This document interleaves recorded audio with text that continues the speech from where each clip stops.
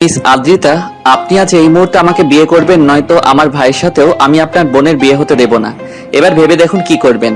আমাকে বিয়ে করবেন নাকি ছোট বোনের বিয়ে ভেঙে যেতে দেখবেন?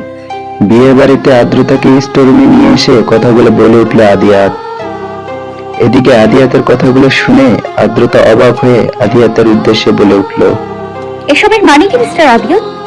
আদিয়াত বাঁকা হেসে বলল, এত মানে খুঁজে লাভ নেই মিস, আমার যা বলার আমি বলেছি। এখন কি করবেন সেটা সম্পূর্ণই আপনার ব্যক্তিগত ব্যাপার। এবার আদ্রতার একদম রাগ উঠে গেল। রেগে গিয়ে হালকা চিৎকার করে বলে উঠল, আপনাকে আমি বিয়ে করব না, আর রইল আপনার ভাইয়ের সাথে আমার বোনের বিয়ে হতে দেবেন না, তাই তো? তবে শুনুন, অর্ণব আর তিশা দুজনেই দুজনকে ভালোবাসে, ওদের বিয়ে আপনি আটকাতে পারবেন না। আদিয়াত খুব ঠান্ডা মাথায় বলল, আপনি খুব ভালোভাবেই জানেন আমি বললে অর্ণব যতই তিশাকে ভালোবাসুক না কেন ও বিয়েটা করবে না। এবার আদ্রতাকে একরাশ ভয় ঘিরে ধরল। আদ্রতা মনে মনে ভাবল, সত্যি তো, অর্ণব কখনোই আদিয়াত সাহেবের কথা অমান্য করবেন না।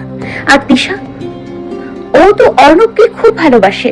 এই বিয়েটা ভেঙে গেলে তিশা যদি সত্যি উল্টোপাল্টা কিছু করে বসে, তবে কি এবার ওর সুখের জন্য আমায় আদিয়াত সাহেবকে বিয়ে করতে হবে?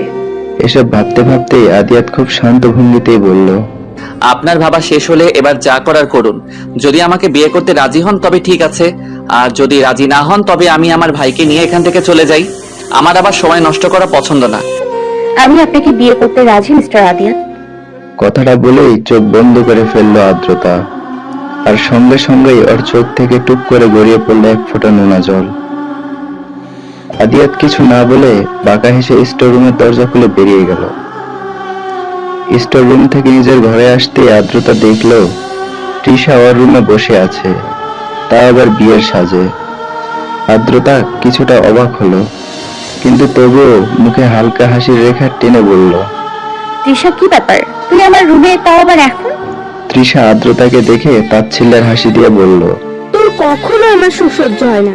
যে দেখলি বড়লোক বাড়ির ছেলের সাথে আমার বিয়ে, অমনি ওই বাড়ির আর এক ছেলেকে পটিয়ে নিলি। আমারও তো তাও অর্ণবকে পটাতে অনেক সময় লেগেছিল রে, কিন্তু তুই তো দেখছি আমার থেকেও ফার্স্ট। তোদের তো আগে থেকে পরিচয়ও নেই, তাই না? আর অর্ণবের পরিবার যখন বিয়ের প্রপোজাল নিয়ে এসেছিল, তখন একবার ওর ভাইকে দেখেছিলি, এরপর একদিন বাড়িতে এসেছিল, আর আজকে বিয়েতে এলো। মানে তোদের দেখাই হলো মোট 3 বার, এর মধ্যে বিয়ে অব্দি পৌঁছে গেল ব্যাপারটা। বাহ, তুই তো দেখছি পাক্কা খেলোয়াড়। আদ্রতা এবার আর সহ্য করতে না পেরে চিৎকার করে বলে উঠল, চুপ, আর একটা কথাও বলবি না তুই। তৃষা কিছু না বলেই বিরক্তির দৃষ্টিতে একবার আদ্রতার দিকে তাকিয়ে রুম থেকে বেরিয়ে গেল। তৃষা বের হয়ে যাওয়ার কিছুক্ষণ পরে কতগুলো মহিলা এসে আদ্রতাকে একটা লেহেঙ্গা দিয়ে বলল এটা পরে নিতে। আদ্রতা এক পলক তাদের দিকে তাকিয়ে বুঝতে পারলো যে এরা পার্লারের লোক। আদ্রতা লেহেঙ্গাটার দিকে তাকিয়ে কিছুটা অবাক হলো, কারণ লেহেঙ্গাটা একদম সাদা রঙের। আদ্রতা মনে মনে ভাবলো, এই লোক কি পাগল নাকি, বিয়েতে সাদা রঙের লেহেঙ্গা? এর মধ্যে পার্লারের মহিলারা লেহেঙ্গাটা পরার জন্য তাড়া দিল। আদ্রতা আর কিছু না ভেবে লেহেঙ্গা পরে নিল। লেহেঙ্গা পরা হলে আয়নার দিকে তাকিয়ে নিজেকে এক পলক দেখে নিল। শ্যাম বর্ণের শরীর, সাদা লেহেঙ্গাটা খুব খারাপ লাগছে না।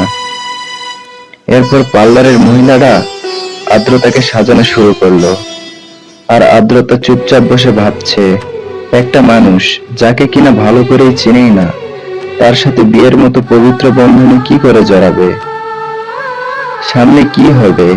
আর তৃষাও তো ওকে ভুল বুঝলো। আচ্ছা, তৃষা তখন কি বললো, অর্ণবকে পটাতে অনেক সময় লেগেছে, তৃষা তো অর্ণবকে ভালোবাসে, তাহলে এগুলো কি বললো?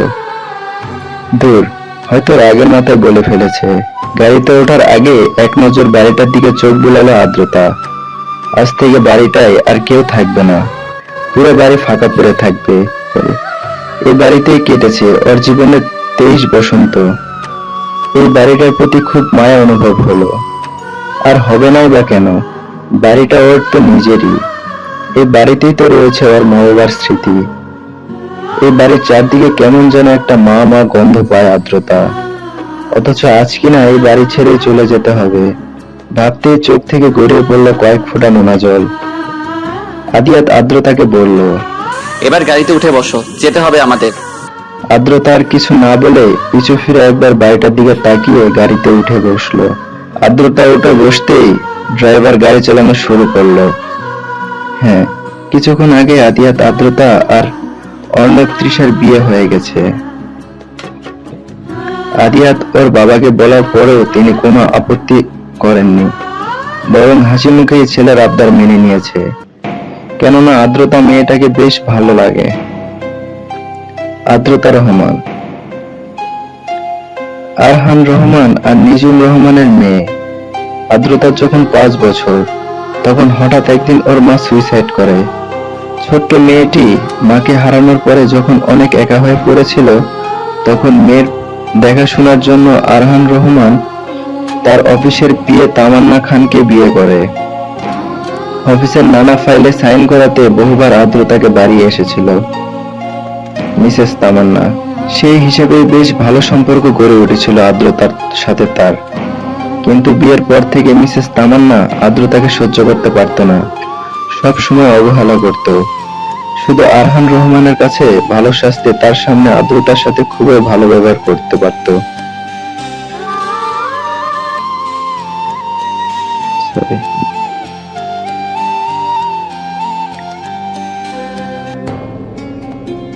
পরে যখন তৃষার জন্ম হয়, তখন থেকে মিসেস তামান্নার অবহেলা অত্যাচার আরো বাড়তে থাকে। আরহান রহমান নিজের কাজকর্ম নিয়ে ব্যস্ত থাকলেও আদ্রতাকে অনেক ভালোবাসত। তিনি যখন আদ্রতার প্রতি মিসেস তামান্নার অবহেলা দেখছে, তখন তার কিছুই করার ছিল না। একদিকে আদ্রতা, অন্যদিকে ছোট্ট তৃষা। এভাবে আদ্রতা আর তৃষা দুজনে বড় হয়। আদ্রতা অনেক শান্তশিষ্ট হলেও তৃষা একদমই অহংকারী। সবসময় পার্টি, শপিং এসবে মত্ত থাকে, আর আদ্রতাকে সহ্য করতে পারে না। 4 বছর আগে একটা অ্যাক্সিডেন্টে আরহান রহমান আর মিসেস তামান্না দুজনে মারা যান। তারা মারা যাওয়ার কিছুদিন পরে আদ্রতা আর তৃষা জানতে পারে আরহান রহমানের সব সম্পত্তি আদ্রতার নামে করে দিয়েছিল। এরপর থেকে তৃষা আদ্রতাকে আরো হিংসা করা শুরু করে। বাকিটা পরে বলবো। আদিয়াত রহমান, আদিত্য আহমেদ আর তৌসি আহমেদের বড় ছেলে। ছোট ভাই অর্ণব আহমেদ। অর্ণব পড়াশোনা শেষ করে এখন বেকার আছে, আর আদিয়াত বাবার বিজনেসের দায়িত্ব বুঝে নিয়ে নিজেও এখন সব সামলাচ্ছে।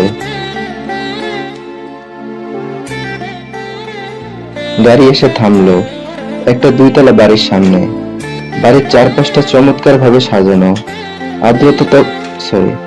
আদ্রতা যখন বাড়ির চারপাশ দেখতে মগ্ন, তখনই আদিয়াত বলে উঠল, বাড়িটাকে দেখার অনেক সময় পাবে, এখন চলো ভেতরে, অর্ণবরাও এসে পড়েছে। আদ্রতার জানা নেই এরপরে কি হবে।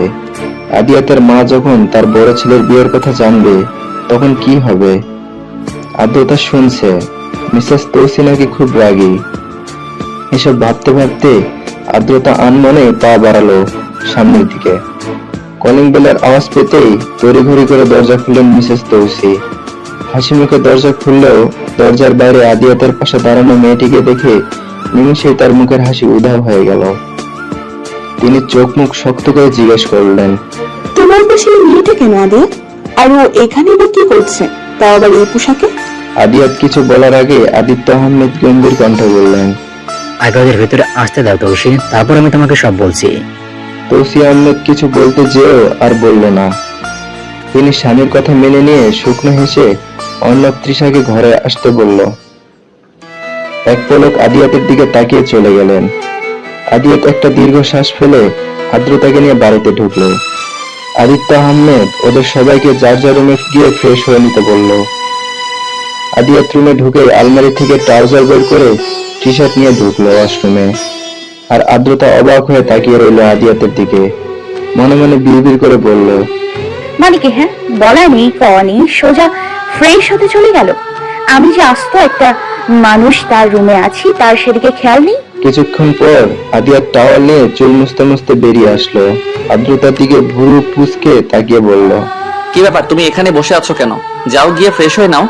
আদ্রতা শক্ত কণ্ঠে জবাব দিল, আমি কি ও বাড়ি থেকে কিছু নিয়ে এসছি পড়ার মতো? আদিয়াত ভাবলো সত্যি তো, আদ্রতা নিজের বাড়ি থেকে তো কিছুই নিয়ে আসেনি। আচ্ছা, তুমি একটু অপেক্ষা করো, আমি আসছি বলে আদিয়াত বেরিয়ে গেল রুম থেকে। কিছুক্ষণ বাদে ফিরল একটা নীল রঙের শাড়ি নিয়ে। আদ্রতা বাঁকা চোখে শাড়িটার দিকে তাকিয়ে বলল, এটা কার শাড়ি? মানে আপনার মা তো কখনোই তার শাড়ি আমাকে দেবেন না। তবে আদিয়াত বলল। এত ভেবে তোমার কাজ নেই, যাও গিয়ে ফ্রেশ হয়ে নাও। আদ্রতা বিরক্তি নিয়ে ফ্রেশ হতে গেল। ফ্রেশ হয়ে রুমে আসতে চারদিকে চোখ বুলালো আদ্রতা। না, কোথাও আদিয়াত নেই। উনি আবার কই গেল? ভাবতে ভাবতে চোখ পড়ল বেলকনির দিকে। আদ্রতা আনমনে বেলকনির দিকে পা বাড়ালো। ভুলেও ওর কোনো ক্ষতি করার চেষ্টা করবি না, ও এখন আমার স্ত্রী। আর তুই ভালো করে জানিস আদিয়াতের জিনিসে নজর দেওয়ার পরিণাম ঠিক কতটা ভয়ানক হয়। বেলকনিতে আসতেই দেখলো আদিয়াত যেন ফোনে কার সাথে কথা বলছে। তখনই আদিয়াতের বলা এই কথাগুলি কানে গেল। আদ্রতা অবাক হয়ে মনে মনে ভাবলো, তার স্ত্রী মানে তো আমি। আমার ক্ষতি আবার কি করবে? আদিয়াত ফোন রেখে রুমে যাওয়ার জন্য পিছনে ফিরতে দেখলো আদ্রতা দাঁড়িয়ে কিছু ভাবছে। আদিয়াত প্রথমে কিছুটা চমকে গেল, পরে গম্ভীর কণ্ঠে বলে উঠল। তুমি এখানে কি করছো? ভাবনার মধ্যে আদিয়াতের কণ্ঠ শুনে থরফরিয়ে উঠল আদ্রতা। এরপরে আমতা আমতা করে বলল। আবার এমনি এসেছিলাম। আদিয়াত মুখে দুষ্টু হাসি এনে বলল।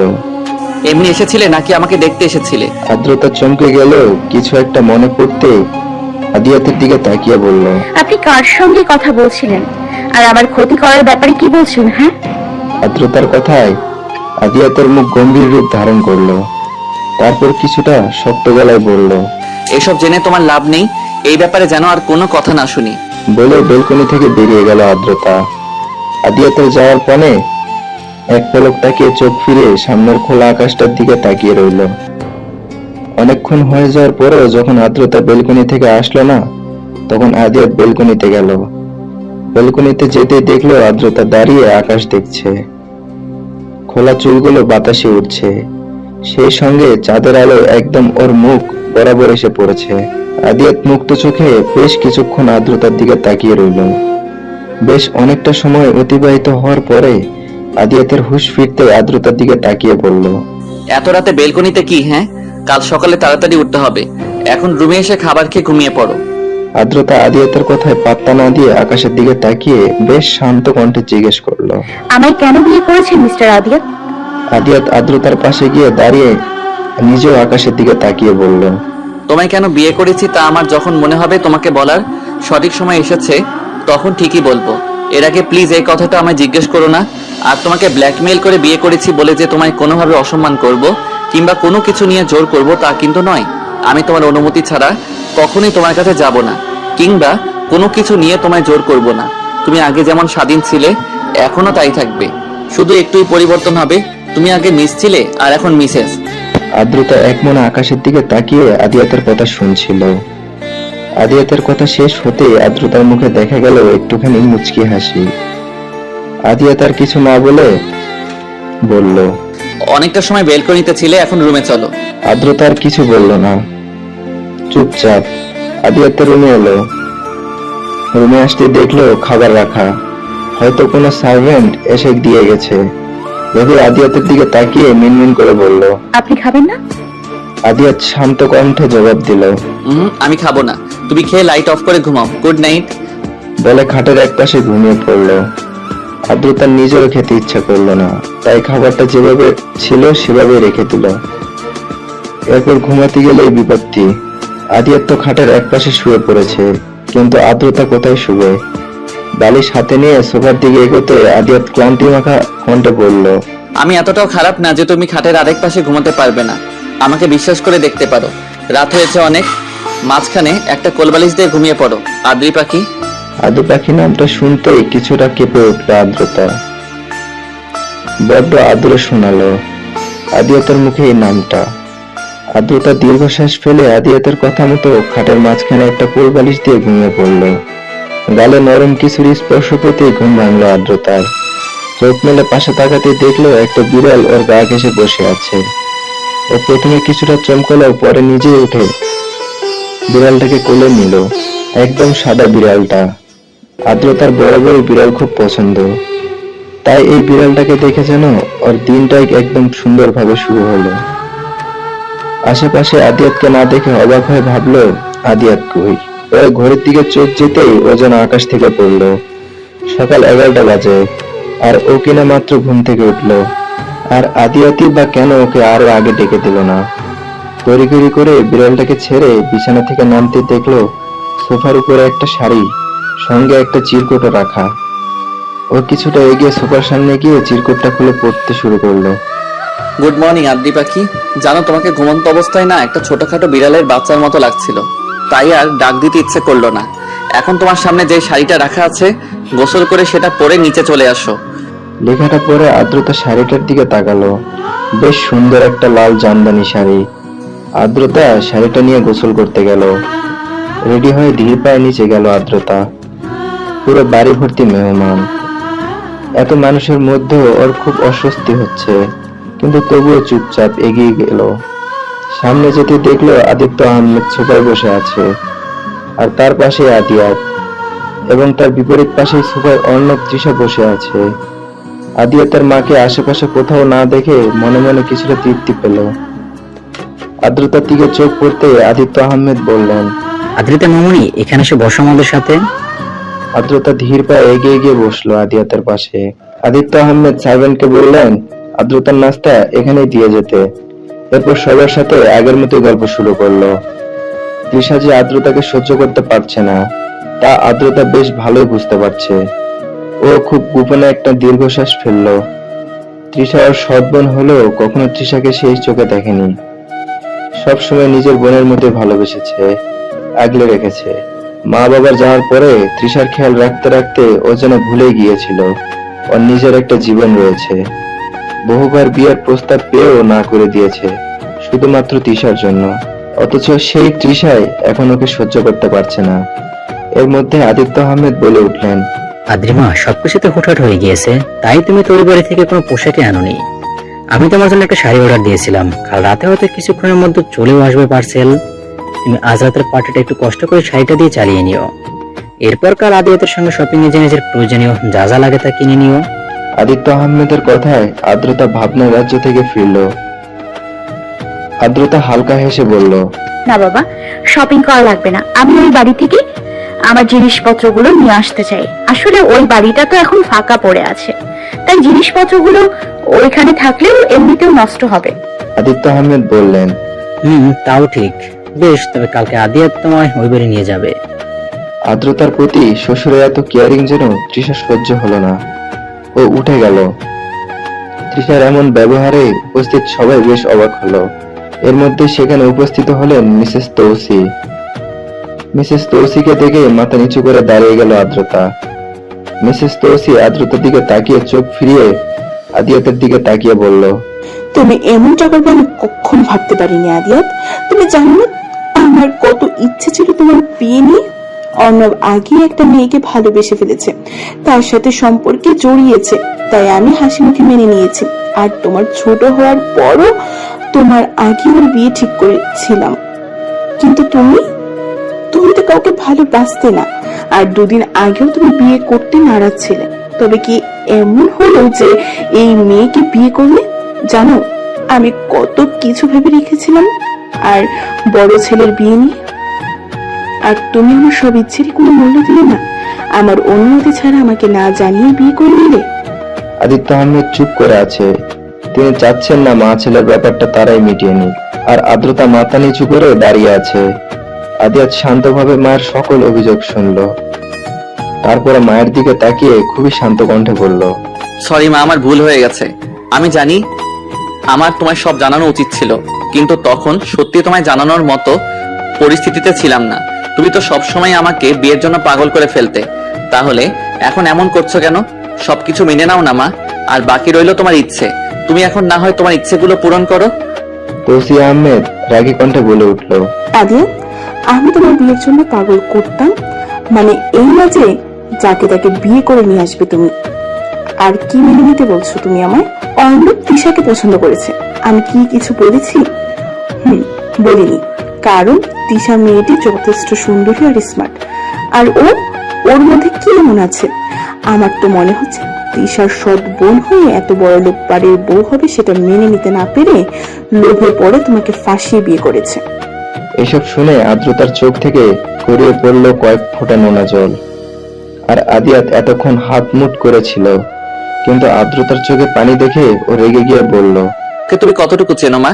একটা মানুষকে ঠিক মতো না জেনে না চিনে তার সম্পর্কে কোনো খারাপ মন্তব্য করাটা কিন্তু ঠিক না মা। দুদিনও তো ওকে কাছে থেকে দেখলে না, এর মধ্যে ওর সম্পর্কে এত কিছু জেনে গেলে। কিন্তু আমি তো জানতাম আমার মা অনেক নরম মনের একটা মানুষ। সে উপরে যতই রাগ দেখাক, সে কাউকে কষ্ট দিয়ে কথা বলতে পারে না। তবে কি আমি এতদিন ভুলছিলাম? আর রইল ওর মধ্যে কি আছে? যদি গুণের দিক দিয়ে দেখো তো ও যথেষ্ট গুণবতী, অন্তত শপিং করে পার্টি করে টাকা নষ্ট করে না। আর রূপের দিক দিয়ে যদি দেখো তাহলে তোমার আদরের বৌমা তিশা আদ্রিতার নখের যোগ্য না। সারাদিন ভারী মেকআপ নিয়ে ঘুরলেই সেটাকে রূপ বলে না। তৌসি আহমেদ রেগে চিৎকার করে বললেন। আদিয়াত, চুপ করো তুমি। আদিয়াত নিজেও রেগে দ্বিগুণ চিৎকার করে বলল, কেন চুপ করব? নিজের সামনে নিজের স্ত্রীকে অপমানিত হতে দেখে চুপ করে থাকাটা কাপুরুষের কাজ। আর আমি মোটেও কাপুরুষ নই, আমি নিজের বইয়ের সম্মান রক্ষা করতে জানি। তৌসি আহমেদ রেগে গিয়ে বলল, বাহ, ভালোই তো একদিনই দেখছি বস করে নিয়েছি নিয়ে তোমায়, এখন নিজের মাকে কথা শোনাচ্ছ। আদিয়াত বলল, আমি যা বলেছি সব কথাই সত্যি, আর তোমাকে এখানে কথা শোনানোর মতো কিছু আমি দেখছি না। তুমি কয়েকটা কথা বলেছো আর আমি শুধু সেটারই উত্তর দিয়েছি। তৌসি আহমেদ অনেক কষ্টে নিজেকে শান্ত করে আদিয়াতকে বলল, আদি দেখো, তোমার পুরোটা জীবন এখনো পড়ে আছে, তুমি এই মেয়েটাকে ডিভোর্স দিয়ে দাও। আমি ওর চেয়ে 1000 গুণ ভালো মেয়ে দেখে তোমার বিয়ে দিব বাবা। ডিভোর্স শব্দটা শুনলেই কেঁপে উঠল আদ্রতা। আদিত্য আহমেদ এতক্ষণ চুপ থাকলেও এখন আর চুপ থাকলো না। তিনি বললেন, তৌসি, তুমি চুপ করো। বাড়ি ভর্তি মেহমান, আর এখন এর মধ্যে অশান্তি করো না। তৌসি আহমেদ রেগে বলল, ও আচ্ছা আচ্ছা, এখন আমি অশান্তি করছি, বেশ, আমি আর কোনো কথাই বলবো না। বলেই তিনি নিজের রুমে চলে গেলেন। আদিত্য আহমেদ আদিয়াত আদ্রতাকে রুমে গিয়ে রেস্ট নিতে বলে নিজেও চলে গেলেন। আদিয়াত একটু বাইরে গিয়েছিল, বাইরে থেকে রুমে আসতে দেখলো কোথাও আদ্রতা নেই।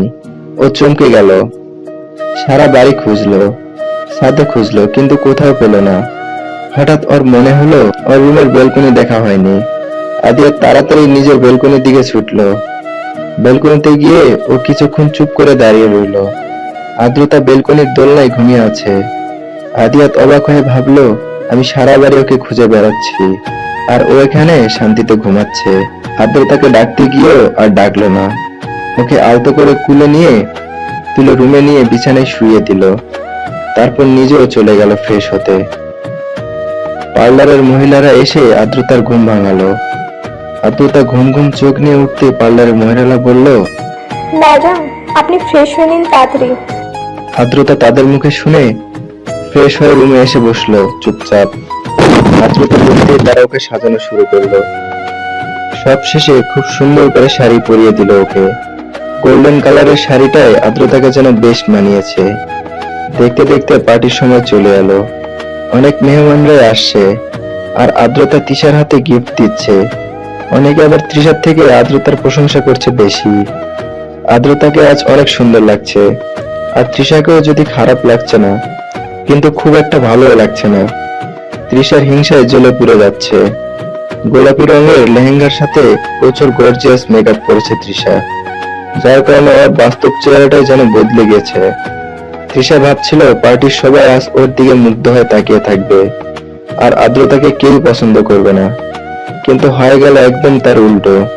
অন্যদিকে কেউ একজন ঘোর লাগা দৃষ্টিতে আদ্রতার দিকে তাকিয়ে আছে। হঠাৎ সে আনমনে বলে উঠল, মায়াবিনী, তোমার প্রতিটা রূপেই আমি বারবার মুগ্ধ হই। কি এত আছে তোমার ওই স্নিগ্ধ মুখে, যার জাদু বারবার তোমার মুগ্ধতায় আমাকে আটকে ফেলে? পার্টির একপাশে দাঁড়িয়ে আছে তৃষা খান। তিনি তামান্না খানের বোন, মানে তৃষার খালামণি। তিনি নিজেও কোনো একটা কারণে আদ্রতার বিয়েতে, ঠিক বিয়েতে না, এত বড় লোক বাড়িতে বিয়ে হওয়ায় খুব রেগে আছে। তবুও সেটা কাউকে বুঝতে না দিয়ে মুখে মিথ্যা একটা হাসি ফুটিয়ে দাঁড়িয়ে আছে। হুট করে মাথায় কিছু একটা আসতে তিনি অর্ণবের কাছে জিজ্ঞাসা করলেন, তোমার মা কই অর্ণব? তাকে দেখছি না যে। অর্ণব বলল, মা তো নিজের রুমে আছে। তৃষা খানের কিছুটা খটকা লাগলো, তবুও কোনো মতে নিজেকে সামলে বললেন, ও আচ্ছা, আমি তাহলে যাই তোমার মায়ের সাথে দেখা করে আসি। বলে তিনি চলে গেলেন মিসেস তৌসির রুমে। যদিও তিনি চিনেন না রুম, তাই সার্ভেন্টের সাহায্য নিতে বলেছে। রুমে গিয়ে বেশ কিছুক্ষণ মিসেস তৌসির সাথে কথা বললেন। এরপর বেশ খুশি মনে তার রুম থেকে বের হলেন। সবচেয়ে অবাক করা বিষয় হলো মিসেস তৌসি সকালের পরে রুম থেকে বের হননি, কিন্তু মিসেস তৃষার সাথে কথা বলার পর তিনি হাসি মুখে রেডি হয়ে পার্টিতে উপস্থিত হলেন। পার্টিতে মিসেস তৌসিকে দেখে আদিত্য আহমেদ, অর্ণব, আদ্রিয়াত, আদ্রিতা সবাই যেন বেশ অবাক হলো। কিন্তু তিশার মনে কোনো ভাবান্তর দেখা গেল না। সে বিভিন্ন স্টাইলে ছবি তুলতেই ব্যস্ত। মিসেস তৌসি সবাইকে অবাক হতে দেখলেও সেদিকে পাত্তা না দিয়েই বলল, কই একটু রেগে কিনা কি বলছি সকালে, আর তোমরা আমাকে রেখে পার্টিতে চলে এলে? একবার ডাকলে সবাই যেন আর এক দফা অবাক হলো। অর্ণব বোকার মতো বলল, মা তোমার রাগ ভেঙেছে? তার মানে তুমি সব মেনে নিয়েছো? মিসেস তৌসি মিষ্টি করে হেসে বলল, হ্যাঁ অবশ্যই, কতক্ষণই বা রাগ করে থাকবো? আমার রাগ ভাঙানোর মতো তো কেউই নেই, তাই নিজে থেকে চলে এলাম। আর আদি, তুই সকালের কথাগুলো ভুলে যা বাবা। তখন রাগের মাথায় কিসব বলেছি নিজেও জানি না। আর আদিতা, তুমিও ওইসব ভুলে যাও মা। সবাই বেশ খুশি হলো মিসেস তৌসি সবটা মেনে নিয়েছে বলে। কিন্তু সহ্য হলো না একজনের। সে আর কেউ না, তৃষা। যাও একটু ভেবেছিল শাশুড়ি আদ্রিতাকে পছন্দ করে না, এই সুযোগে শাশুড়ির মনে নিজের জন্য জায়গা করে নেবে, সেটা আর হলো না। দেখতে দেখতে খুব সুন্দর করে পার্টি শেষ হলো। মেহমানরা সবাই চলে গেছে প্রায়, শুধু কাছের কিছু আত্মীয় আর মিসেস ত্রিনা আছে। পরের দিন সকালে ঘুম থেকে উঠে রেডি হয়ে আদ্রিতা নিচে গেল নাস্তা তৈরি করতে। সার্ভেন্টদের সাহায্যে সুন্দর মতো নাস্তা বানিয়ে ফেললো। তারপর টেবিলে গুছিয়ে রাখছে সব একে একে। এমন সময় তড়িঘড়ি করে এক প্রকার দৌড়ে রান্নাঘরে এলো তৃষা। সার্ভেন্টদের উদ্দেশ্যে বলল, আমি যা বলবো তা তোমরা চুপচাপ শুনবে। যদি কোনো কিছু ভুল হয় তবে তোমাদের চাকরি থাকবে না বলে দিচ্ছি। এই সকল রান্না যে আদ্রিতা করেছে এই কথাটা যেন কারো কানে না যায়। এই সকল রান্না আমি করেছি। আদ্রিতা টেবিলে সবকিছু গুছিয়ে রান্নাঘরের কাছে আসতেই দেখলো তৃষা সার্ভেন্টদের কি যেন বলছে। ও এগিয়ে কিছু বলতে যাবে, তার আগেই মিসেস তৌসি এসে উপস্থিত হলেন রান্নাঘরে। আদ্রিতাকে দেখে যদিও মনে মনে বেশ বিরক্ত হলেন, কিন্তু তবুও মুখে জোরপূর্বক হাসি ফুটিয়ে বললেন, আরে তুমি উঠে গেছো? আদ্রিতা কিছু বলার আগেই তৃষা জবাব দিল, হ্যাঁ মা, আমি তো সেই যে কখন উঠে বাড়ির সবার জন্য নাস্তা তৈরি করেছি। আর আদ্রিতা তো কিছুক্ষণ আগে মাত্র ঘুম থেকে উঠলো। মিসেস তৌসি তৃষার কথায় বেশ খুশি হয়ে এগিয়ে গিয়ে তৃষার মাথায় হাত বুলিয়ে দিয়ে বলল, এই তো একদম আমার মনের মতো একটা মেয়ে তুমি। আস্তে না আস্তে আমার পরিবারটাকে আপন করে নিচ্ছ একটু একটু করে। আর একটা কথা, কখনো উঠলে সেটা তোমার দেখতে হবে না। তুমি তোমার সংসারটা নিজের মতো করে সাজিয়ে গুছিয়ে নাও, কারণ ছোট বউ হলেও এই বাড়িতে তো তুমি থাকবে সব সময়। আর অন্যরা তো আজ আছে, কাল নাও থাকতে পারে। আদ্রিতা বেশ ভালোই বুঝলো শেষের কথাটা মিসেস তৌসি ওকে উদ্দেশ্য করেই বলেছে। ও শুধু নিচের দিকে তাকিয়েই একটা তাচ্ছিল্যের হাসি দিল। সবাই যখন একসাথে বসে খাওয়া শুরু করবে এমন সময় মিসেস তৌসি বললেন, জানো আজকের এত রান্না কে করেছে? সবকিছু তৃষাই করেছে। সবাই মিসেস তৌসির কথাই বেশ স্বাভাবিকভাবে নিলেও অর্ণব অবাক হয়ে গেল। তৃষা রান্না করেছে? ও তো ঘুম থেকে উঠে নিচে এলো কিছুক্ষণ। আর তাছাড়া ও তো রান্নাই করতে পারে না আমি যতদূর জানি। আদ্রিয়াত খেয়াল করলো সবাই বসে গেলেও আদ্রিতা এখনো খেতে বসেনি। আদ্রিয়াত আদ্রিতাকে উদ্দেশ্য করে বলল, আদ্রিতা মিসেস ত্রিনা আদ্রিয়াতের কথা শেষ হওয়ার সঙ্গে সঙ্গেই আদ্রিতাকে বেশ তাচ্ছিল্য করেই বলল, আরে ছাড়ো তো আদিয়াত, হয় বাইরের মেয়েটাকে আবার ডাকছো কেন? ওর কোনো যোগ্যতা আছে নাকি তোমাদের সাথে এক টেবিলে বসে খাওয়ার? ও দাঁড়িয়ে আছে, দাঁড়িয়ে থাকতে দাও ওকে। আদ্রিতার চোখ ভরে উঠল। ও মাথা নিচু করে ওর ভেজা চোখ জোড়া লুকানোর চেষ্টা করলো। আদ্রিয়াত অগ্নি দৃষ্টিতে মিসেস ত্রিনার দিকে তাকিয়ে বললেন, ওকে বাইরের মেয়ে বলার সাহস কি করে হলো আপনার? ও বাইরের লোক নয়, বরং আপনি বাইরের লোক। ও আমার স্ত্রী, এই বাড়ির বড় বউ। আর আপনি আপনি কে? বিয়ে তো শেষ, এবার আপনি নিজের বাড়ি চলে যেতে পারেন। আর যদি এই বাড়ি থাকেন তবে মেহমানের মতোই থাকবেন। বলে খাবার ছেড়ে উঠে দাঁড়ালো আর আদ্রিতার দিকে তাকিয়ে বলল, রুমে এসো তুমি। আদ্রিতা আদ্রিয়াতের পিছু পিছু রুমে গেল। রুমে যেতেই আদ্রিয়াত শব্দ করে দরজাটা বন্ধ করে দিল। এরপর আদ্রিতার দিকে রাগে চোখে তাকালো। আদ্রিতা ভেবে পাচ্ছে না ওর উপর কেন আদ্রিয়াত রেগে আছে। এর মধ্যেই আদ্রিয়াত ওর সামনে এসে বলল, এই কাটা ছাড়া কি তুমি আর কিছু পারো না? ওই বাইরের মহিলা তোমায় নিয়ে এত কিছু বললো আর তুমি কিছু না বলে শুধু কাঁদছো। আর তিশা, তুমি সকাল থেকে যে রান্নাগুলো করলে সেগুলো নিজের বলে চালিয়ে দিল, ওকেও কিছু বললে না? আদ্রিতা চমকে গেল। আদ্রিয়াত রান্নার ব্যাপারটা জানলো কি করে? আদ্রিতাকে চমকে যেতে দেখে আদ্রিয়াত বলল, আমি কাল রাতে পানি আনতে নিচে যাচ্ছিলাম, তখন শুনলাম মিসেস ত্রিনা তিশাকে কিছু একটা বলছিল। আর তিশা বলেছিল আদ্রিতা তো সকালে উঠে রান্না করবেই, সেগুলোই না হয় নিজের নামে চালিয়ে দিব। আদ্রিতা যদি কিছু বলেও ওর কথা শুনবেই বা কে, আর বিশ্বাসই বা কে করবে? আদ্রিতা সবটা শুনে একটা মলিন হাসি দিয়ে বলল, ও রান্না পারে না, তাই এমন করেছে। আদ্রিয়াত যেন এবার বেশ বিরক্ত হলো। বিরক্তি নিয়েই আদ্রিতার উদ্দেশ্যে বলল, বুঝেছি, যান এবার আপনি রেডি হয়ে নিন। আদ্রিতা বোকার মতো বলল, কোথায় যাব? আদ্রিয়াত বাঁকা চোখে ওর দিকে তাকিয়ে বলল, তুমি না তোমার বাড়িতে যাবে? আদ্রিতা এবার বেশ খুশি মনে বলল, ও হ্যাঁ, মনে পড়েছে। বলেই রেডি হতে চলে গেল।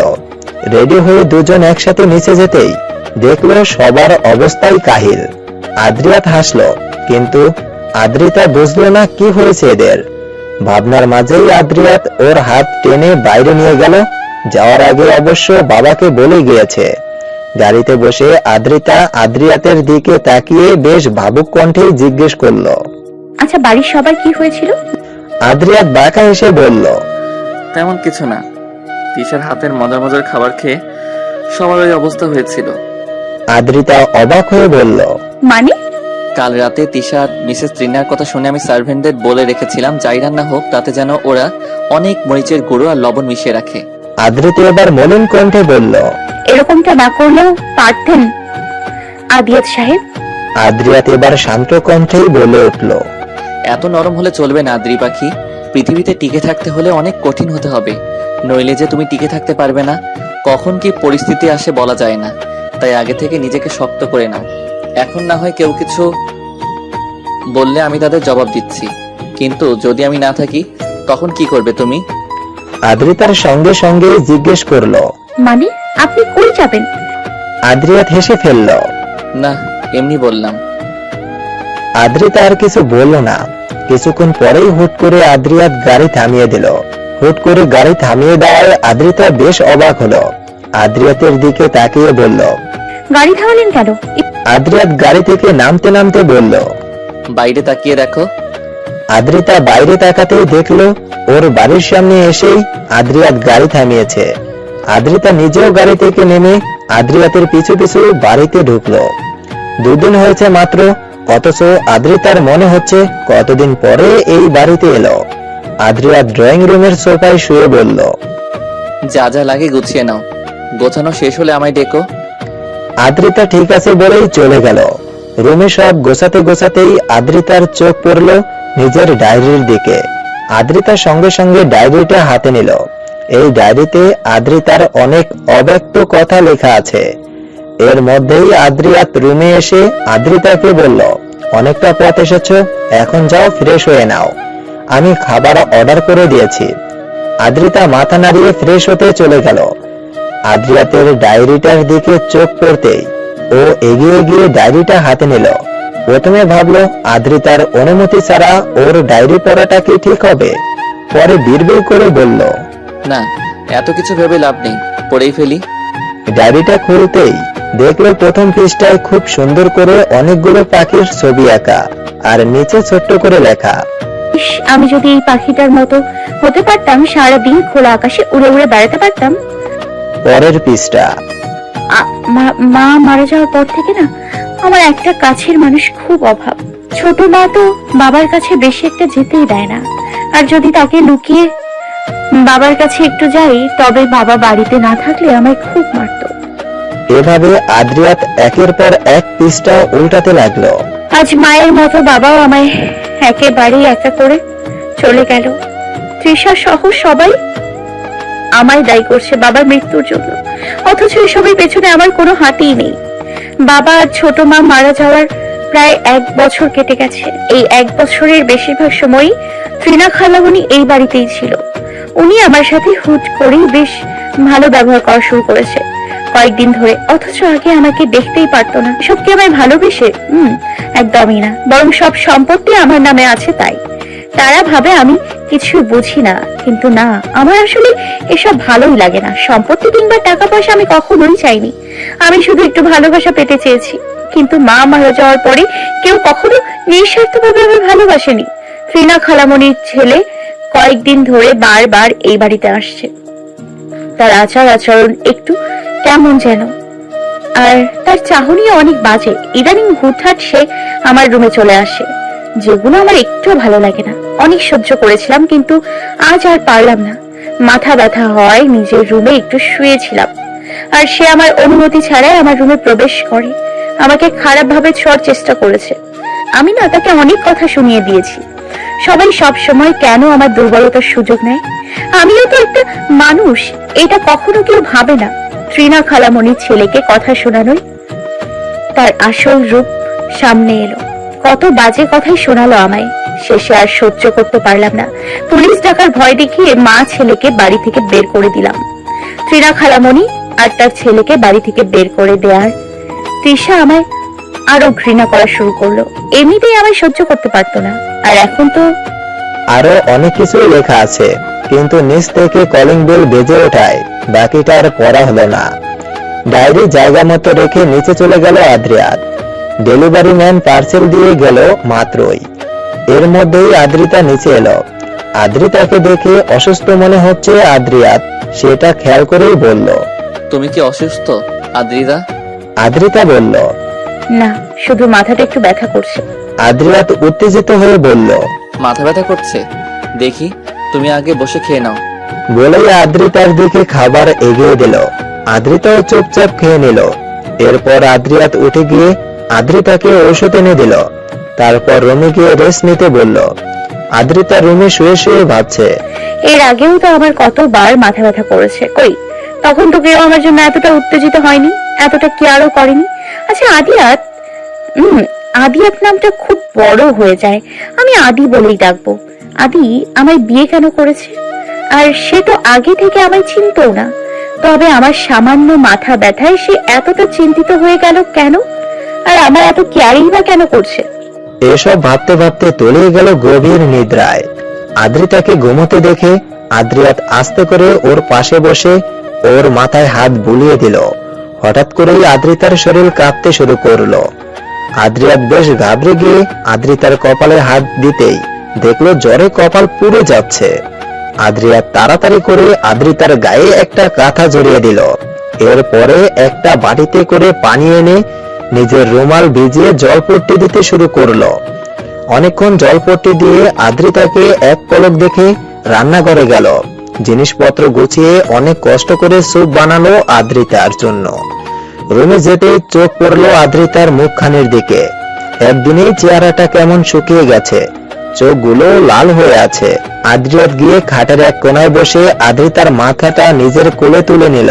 তারপর আদ্রিতাকে বলল, আদ্রি পাখি, একটু খেয়ে নাও স্যুপটা। আমি ডক্টরকে কল দিয়েছি, হয়তো কিছুক্ষণের মধ্যে চলেও আসবে, কিন্তু তার আগে তুমি একটু খেয়ে নাও। বলেই আদ্রিতার মুখের সামনে চামচ ধরল। আদ্রিতার মুখটা এক হাতে ধরে আর এক হাত দিয়ে খাইয়ে দিল। অনেকটা খাওয়ানোর পরে আদ্রিতা বলল, আর ভালো লাগছে না। আদ্রিয়াত আর জোর করলো না। সুপের বাটিটা খাটের পাশের টেবিলে রেখে আদ্রিতার মাথায় হাত বুলিয়ে দিল। আদ্রিতার চোখগুলো ছলছল করে উঠল। এর আগে কখনোই হয়তো নিজের জ্বর হলে এতটা শান্তি অনুভব করেনি।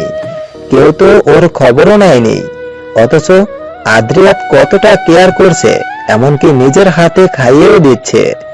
আদ্রিতার চোখে পানি দেখে আদ্রিয়াত অস্থির হয়ে বলল, খুব খারাপ লাগছে আদ্রি পাখি, উফ, আর একটু কষ্ট করো, এক্ষুনি ডক্টর চলে আসবে।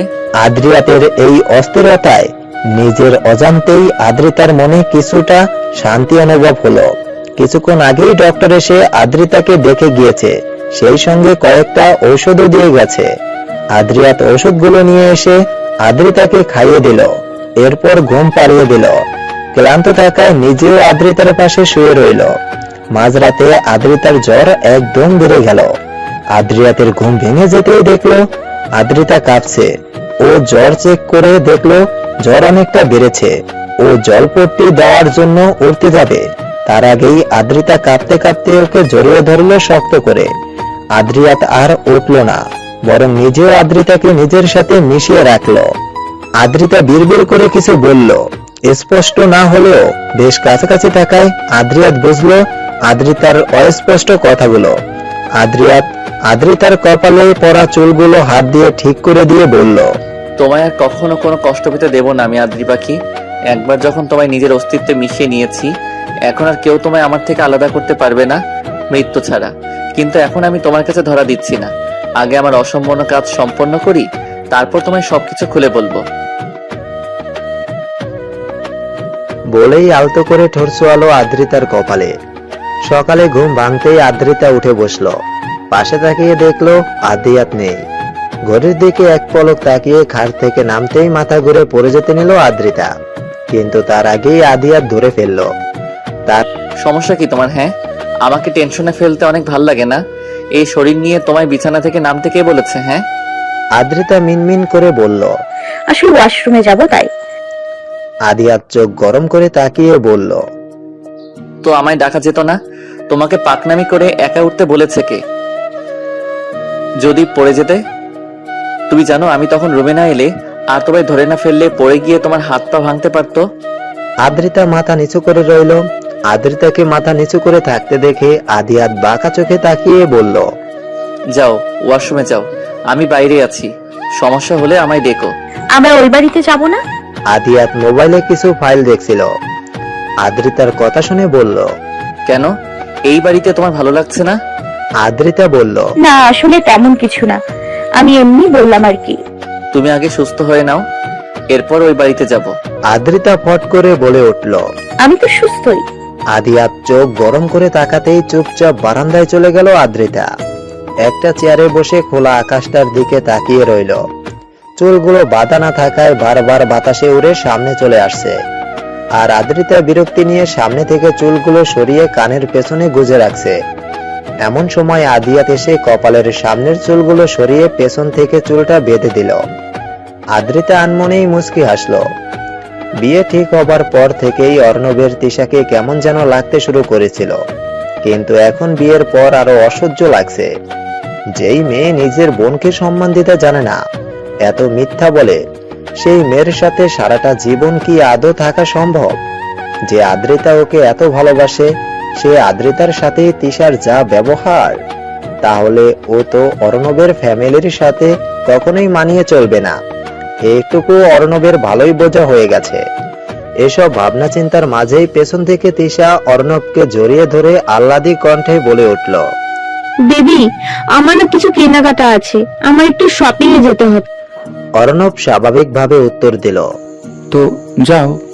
অমনি তিশা অর্ণবকে ছেড়ে সোজা হয়ে দাঁড়িয়ে বলল, শপিং করবো কি দিয়ে?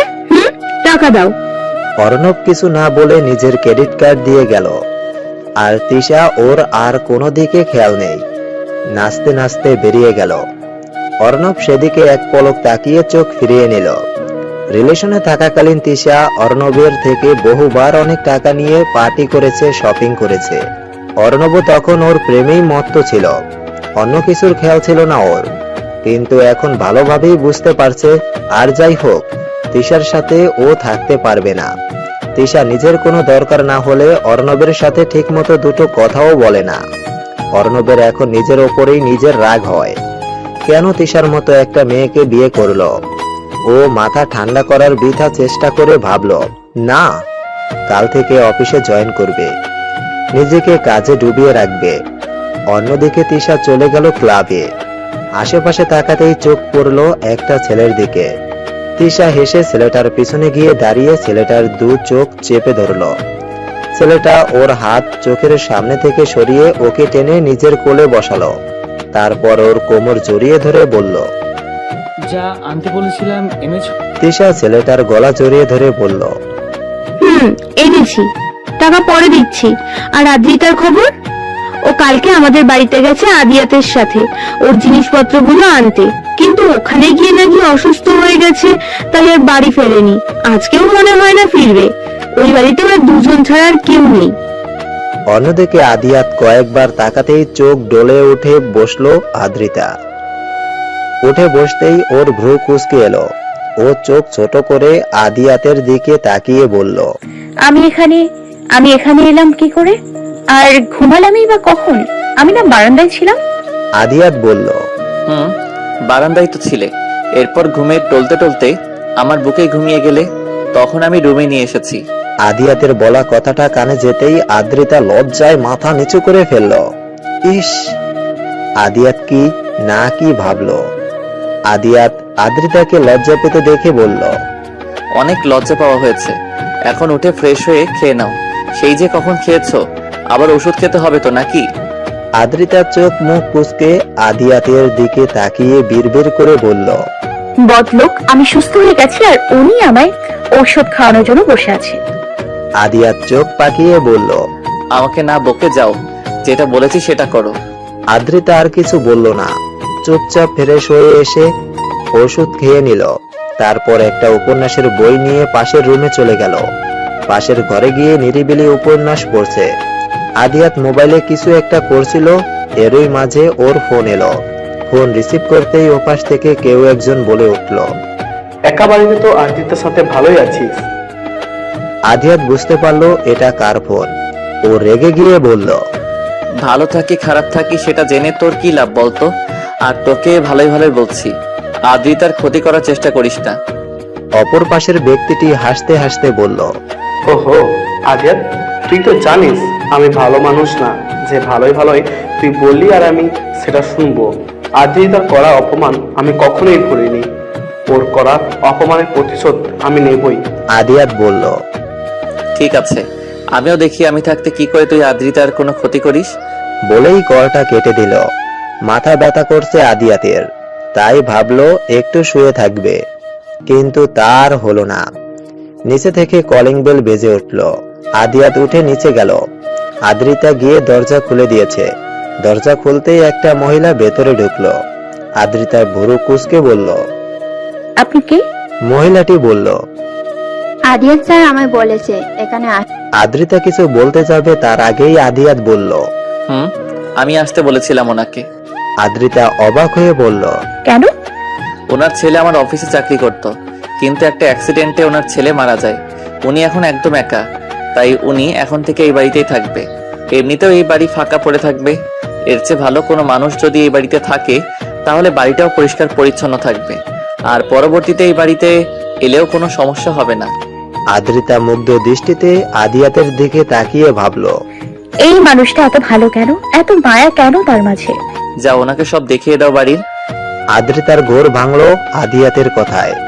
আদ্রিতা মাথা নাড়িয়ে ওকে নিয়ে সারা বাড়ি ঘুরিয়ে দেখালো। মহিলার সাথে কথা বলে জানতে পারলো তার নাম সীমা। ওনাকে রেস্ট নিতে বলে আদ্রিতা রুমে গিয়ে শুয়ে মুখের উপর বালিশ চেপে ভাবলো, আচ্ছা আমি কি কোনোভাবে আদিকে ভালোবেসে ফেলেছি? পরক্ষণেই মাথা থেকে এসব চিন্তা ঝেড়ে ফেললো। আদিয়াত আদ্রিতাকে মুখের উপর বালিশ চেপে থাকতে দেখে বলল, কি ব্যাপার, মুখের উপর বালিশ চেপে আছো কেন? আদিয়াতের কথা কানে পৌঁছাতেই বালিশ সরিয়ে তুতলিয়ে বলল, এমনি শীত করছিল তাই। আদিয়াত ভ্রু কুঁচকে ওর দিকে তাকিয়ে ওর সামনে এসে দাঁড়ালো। হাত বাড়িয়ে ছুঁয়ে দিল ওর কপালে। না, জ্বর তো নেই, তাহলে শীত করছে কেন? আদ্রিতার দিকে তাকাতেই আদ্রিতা বোকার মতো হেসে বলল, আমার ভালো লাগছে না, আমি একটু ঘুমোই, ঠিক আছে? সকালে সারা বাড়ি খুঁজেও যখন আদ্রিতা আদিয়াতকে পেল না, তখন বেশ অবাক হলো। আদিয়াত গেল কই? সীমা খালা উনি কই? মানে ওনাকে দেখছি না যে। কে? আদিয়াত স্যার? সে তো সকাল হতেই বেরিয়ে গেল, শুধু বলল তুমি উঠলে যেন তোমায় বলে দেই যে ওনার কাজ পড়ে যাওয়ায় উনি চলে গেছে। ও আচ্ছা। ওকে না ডেকেই চলে গেল আদিয়াত। ভাবতেই ওকে ঘিরে ধরলো এক রাশ অভিমান। একটু ওকে ডেকে বলে গেলে কি হতো? হঠাৎই আদ্রিতা বলল, ধুর, এসব কি ভাবছি? ওনার দরকারি কাজ পড়ে যাওয়ায় উনি চলে গেছে, আর আমি ঘুমিয়েছিলাম তাই আর ডাকিনি। আদ্রিতার আজকে কোনোভাবেই সময় কাটছে না। হঠাৎ মনে পড়লো ডায়েরি লেখার কথা। ও দৌড়ে গিয়ে ডায়েরি আর কলম নিয়ে লিখতে বসলো। আনমনেই লিখলো অনেকটা। এরপর যখন পড়তে গেল নিজেই অবাক। ও সব সময় ডায়েরিতে ওর মনের সকল কথাই লিখে ফেলে, আর যখন ডায়েরি লেখে তখন আর কোনো দিকে খেয়াল থাকে না। হুট করে কি থেকে কি হয়ে গেল বুঝলাম না। মিস্টার আদিয়া তোমার ব্ল্যাকমেল করে বিয়ে করলো, তারপর আবার এত কেয়ার, আমার সামান্য অসুস্থ হওয়াতে তার এত উত্তেজিত হওয়া, চিন্তা করা, তার ওই দু চোখে যে আমি নিজের জন্য অসীম ভালোবাসা দেখেছি। আচ্ছা, সে কি আমায় ভালোবাসে? হয়তো হ্যাঁ, আবার হয়তো না, না হওয়ার সম্ভাবনাই বেশি। সে আমায় দেখেনি এর আগে, আমিও তাকে দেখিনি। কেউ কাউকে ঠিকঠাক মতো চিনি না, অথচ ভাগ্য আমাদের দুজনকে একটা পবিত্র বন্ধনে আবদ্ধ করে দিল। বিয়ে হলে নাকি এমনিতেই দুজন মানুষ একে অপরের মায়ে জড়িয়ে যায়। তবে কি আমিও তার মায়ে জড়িয়ে গিয়েছি? কিন্তু কদিন বা হলো বিয়ের, মাত্র 4 দিন। আচ্ছা, একজন মানুষকে ভালোবাসতে, তার মায়ায় জড়াতে কি অন্তত কাল একসঙ্গে থাকা লাগে? জানা নেই এর উত্তর আমার। আমি জানি না আমি তাকে ভালোবাসি কিনা, তবে হ্যাঁ, আমি ভীষণ ভাবে মানুষটার মায়ায় জড়িয়ে গিয়েছি। আর পড়লো না ডায়েরিটা। বন্ধ করে ব্যাগে জামা কাপড়ের সাথে গুছিয়ে রেখে দিল। আদিয়াত ফিরলেই ওরা ওই বাড়িতে ফিরবে। আজকে সকালে যাওয়ার কথা ছিল, কিন্তু আদিয়াত তো বেরিয়ে গেল, তাই আদিয়াত ফিরলেই একবারে বাড়ি ফিরবে। অন্যদিকে অর্ণব তিশাকে জিজ্ঞেস করলো, তুমি নাকি শপিং এ গিয়েছিলে? কই, তোমার হাতেও তো কোনো ব্যাগ দেখলাম না। তাহলে এত টাকা দিয়ে কি করলে তুমি? তিশাকে গম্ভীরভাবে জিজ্ঞেস করলো অর্ণব। তিশা অর্ণবের এই রূপে কিছুটা চমকে গেল। পরে নিজেকে সামনিয়ে আমতা আমতা করে বলল, মানে আসলে শপিং মলে হঠাৎ ফ্রেন্ডদের সাথে দেখা হয়ে যায়, আর এতদিন পরে দেখা হওয়ায় সবার সাথে ঘুরতে গিয়েছিলাম তাই। চুপ, একদম চুপ, একটা মিথ্যে কথাও বলবে না। আর তোমার ঘাড়ে এটা কিসের দাগ? ছি তিশা, তুমি এতটা বাজে? বিয়ের কয়েকদিন না যেতে এসব করে বেড়াচ্ছ তুমি? না, আমি কোনোভাবেই এসব সহ্য করব না। না প্লিজ এমন করো না অর্ণব, আমার ভুল হয়ে গেছে, এবারের মতো ক্ষমা করে দাও অর্ণব, প্লিজ। তিশা অর্ণবকে জড়িয়ে ধরে তিশাকে নিজের থেকে সারিয়ে ঠাস করে একটা থাপ্পড় মারলো অর্ণব, আর আগের থেকেও জোরে চিৎকার করে বলল, আমার থেকে দূরে থাকবে তুমি, একদম আমার কাছে আসবে না তুমি। যাও, বেরো আমার রুম থেকে। তিশা চুপচাপ রুম থেকে বেরিয়ে গেল। ওর চোখগুলো ভয়ঙ্কর রকম লাল হয়ে আছে, আর অর্ণব সে তো রাগে ফুঁসছে। এখন আর তিশার উপর রাগ লাগছে না, বরং নিজের উপরেই রাগ লাগছে। কেন তিশার ভালো মন্দ দিক বিচার না করেই ওকে বিয়ে করলো? সন্ধ্যা 7টা। আদিয়াত বাড়িতে এসেই আদ্রিতাকে রেডি হতে বলল। আদ্রিতাও রেডি হয়ে নিল। তারপর সীমা খালার সাথে দুজন একটু কথা বলে বেরিয়ে গেল ওই বাড়ির উদ্দেশ্যে। আমাকে আর আমার মাকে অপমান করে বাড়ি থেকে বের করে দিয়েছিলে না? সেই অপমানের জবাব তো আমি দেবই। ভেবেছিলাম তো তিশার বিয়ে হয়ে গেলে যখন তুই একা থাকবি তখন জবাবটা দিয়ে দিব, কিন্তু ওই আদিয়াত আগে থেকেই তোর বিপদের কথা বুঝে তোকে বিয়ে করে ফেলেছে। তবে যাই হোক না কেন, আমায় করা অপমানের জবাব আমি। আদিয়াত যদি বাধা হয়ে দাঁড়ায় তাহলে ওকেই পথ থেকে সরিয়ে ফেলবো। আদ্রিতার ছবির দিকে তাকিয়ে দাঁতে দাঁত চেপে কথাগুলো বলল একটি ছেলে। বাড়িতে পৌঁছাতেই মিসেস তৌসি আদ্রিতার কাছে এগিয়ে বলল, কি ব্যাপার আদ্রিতা, নিজের বাড়িতে গিয়ে অসুস্থ হয়ে থেকে এলে দুদিন? আচ্ছা, সত্যি কি অসুস্থ ছিলে? আদ্রিতা কিছু বলার আগেই পাশ থেকে আদ্রিয়াত বিরক্তি নিয়ে বলে উঠল, আমরা দুজনই এখন খুব ক্লান্ত, তাই তুমি ওর সাথে পরে কথা বলো মা। আদ্রিতা, রুমে এসো। বলেই আদ্রিতার হাত ধরে ওকে নিজের রুমে নিয়ে চলে গেল আদ্রিয়াত। আর মিসেস তৌসি এতে বেশি অপমানিত বোধ করলেন। ঠিক সেই মুহূর্তেই তিশা এসে হাজির হলো মিসেস তৌসির পাশে। এসেই মিসেস তৌসিকে উদ্দেশ্য করে বলল, ইস, অর্ণবের কাছে কত শুনেছি আদিয়াত ভাইয়ের কথা, সে নাকি আপনাকে কত ভালোবাসতো। কই এখন তো দেখছি ওই আদ্রিতাকে নিয়ে কিছু বললে সে যেন সেটা মানতেই পারছে না। এইভাবে আপনার সামনে দিয়ে আদ্রিতার হাত ধরে টেনে না নিলেও পারতো মা। আমিও বুঝি না আদ্রিতা কি এমন করে আদিয়াত ভাইয়াকে বশ করলো। ওকে তো আমি চিনি ছোটবেলা থেকেই। ও এখন আদিয়াত ভাইয়াকে আপনাদের সবার কাছ থেকে দূরে সরিয়ে নেবে। তিশার কথায় মিসেস তৌসির রাগটা একদমই বেড়ে গেল আদ্রিতার প্রতি। আবার ভয়ও হলো, সত্যিই কি আদ্রিতা তার ছেলেকে তার থেকে কেড়ে নেবে? মিসেস তৌসি কিছুটা ঘাবড়ে গিয়ে বিড়বিড় করে বললেন, না, সেটা তো হতে পারে না। আমি যত দ্রুত সম্ভব আদ্রতাকে এই বাড়ি থেকে তাড়ানোর ব্যবস্থা করছি। রাত 2টা। আদ্রিতা আদিয়াত ঘুমোচ্ছে। এর মধ্যেই আদিয়াতের ফোন বেজে উঠল। আদিয়াত উঠে ফোন হাতে নিতেই দেখলো রিশানের কল। রিশান হচ্ছে আদিয়াতের বেস্ট ফ্রেন্ড। আদিয়াত ফোন হাতেই ছাদে চলে গেল। ছাদে গিয়ে কল ব্যাক করলো। সঙ্গে সঙ্গে রিশান রিসিভও করে ফেললো। কি রে, কিছু হয়েছে? এত রাতে কল করলি? দোস্ত, ওরা সবাই কিন্তু আদ্রিতার ক্ষতি করার চেষ্টা ওরা মানে কারা? একজনই তো। একজন না, 4 জন। এর মধ্যে তোর মাও আছে। মানে এসব কি বলছিস? হ্যাঁ, এটাই সত্যি। আমি খোঁজ নিয়ে জানতে পেরেছি। আর তুই তো জানিসই, তোর বাড়ির একজন সার্ভেন্ট সব খবর দেয় আমাদের। তুই তো অনেকদিন ধরে গোডাউনে আসিস না, তাই অনেক কিছুই জানিস না। আর বাকি যারা ওর ক্ষতি করার চেষ্টা করেছে তাদের নাম আমি ফোনে বলতে পারবো না। আচ্ছা, আমি কালকে আসবো। ঠিক আছে, যা ঘুমো তাহলে। বলেই কলটা কাটলো আদিয়াত। আর অবাক হয়ে ভাবলো, মা এত ভালো অভিনয় কি করে করতে পারে? মা এমন হলোই বা কবে থেকে? মা কারো ক্ষতি করার চেষ্টা করছে?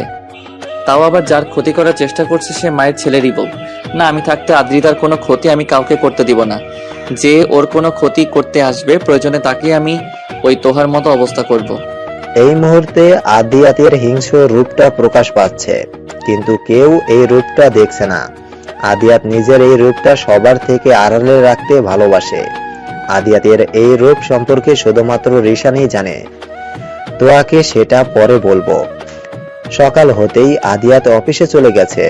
আদ্রিতার বাড়িতে একা একা ভালো লাগছে না। এত বড় বাড়ি, অথচ কোথাও যেন একটু মানসিক শান্তি খুঁজে পাচ্ছে না।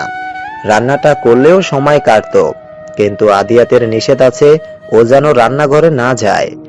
এই বাড়ির মানুষ বলতে আদিয়াত, অর্ণব দুজনেই অফিসে। আদিত্য আহমেদ আর মিসেস তৌসি দুজনেই নিজেদের রুমে।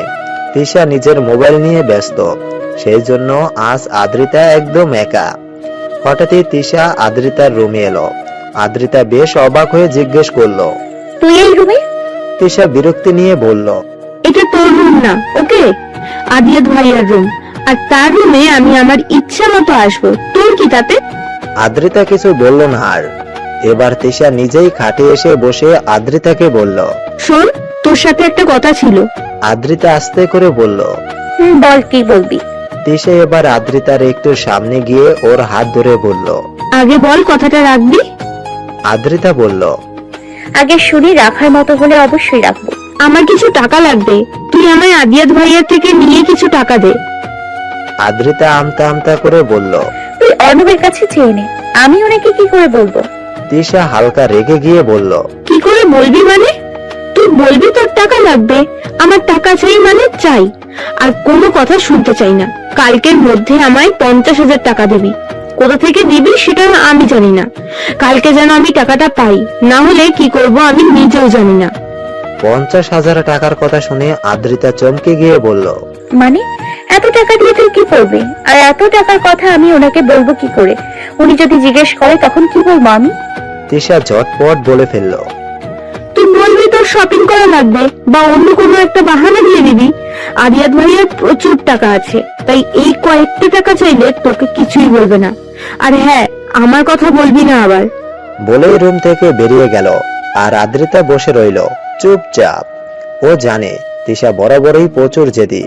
যেটা ও একবার চাইবে সেটা ও না পেলেও জোর করে আদায় করে নেবে। হুট করে ওর মাথায় এলো তিশা এত টাকা দিয়ে কি করবে। ওর তো এত টাকা লাগার মতো কোনো কারণই নেই।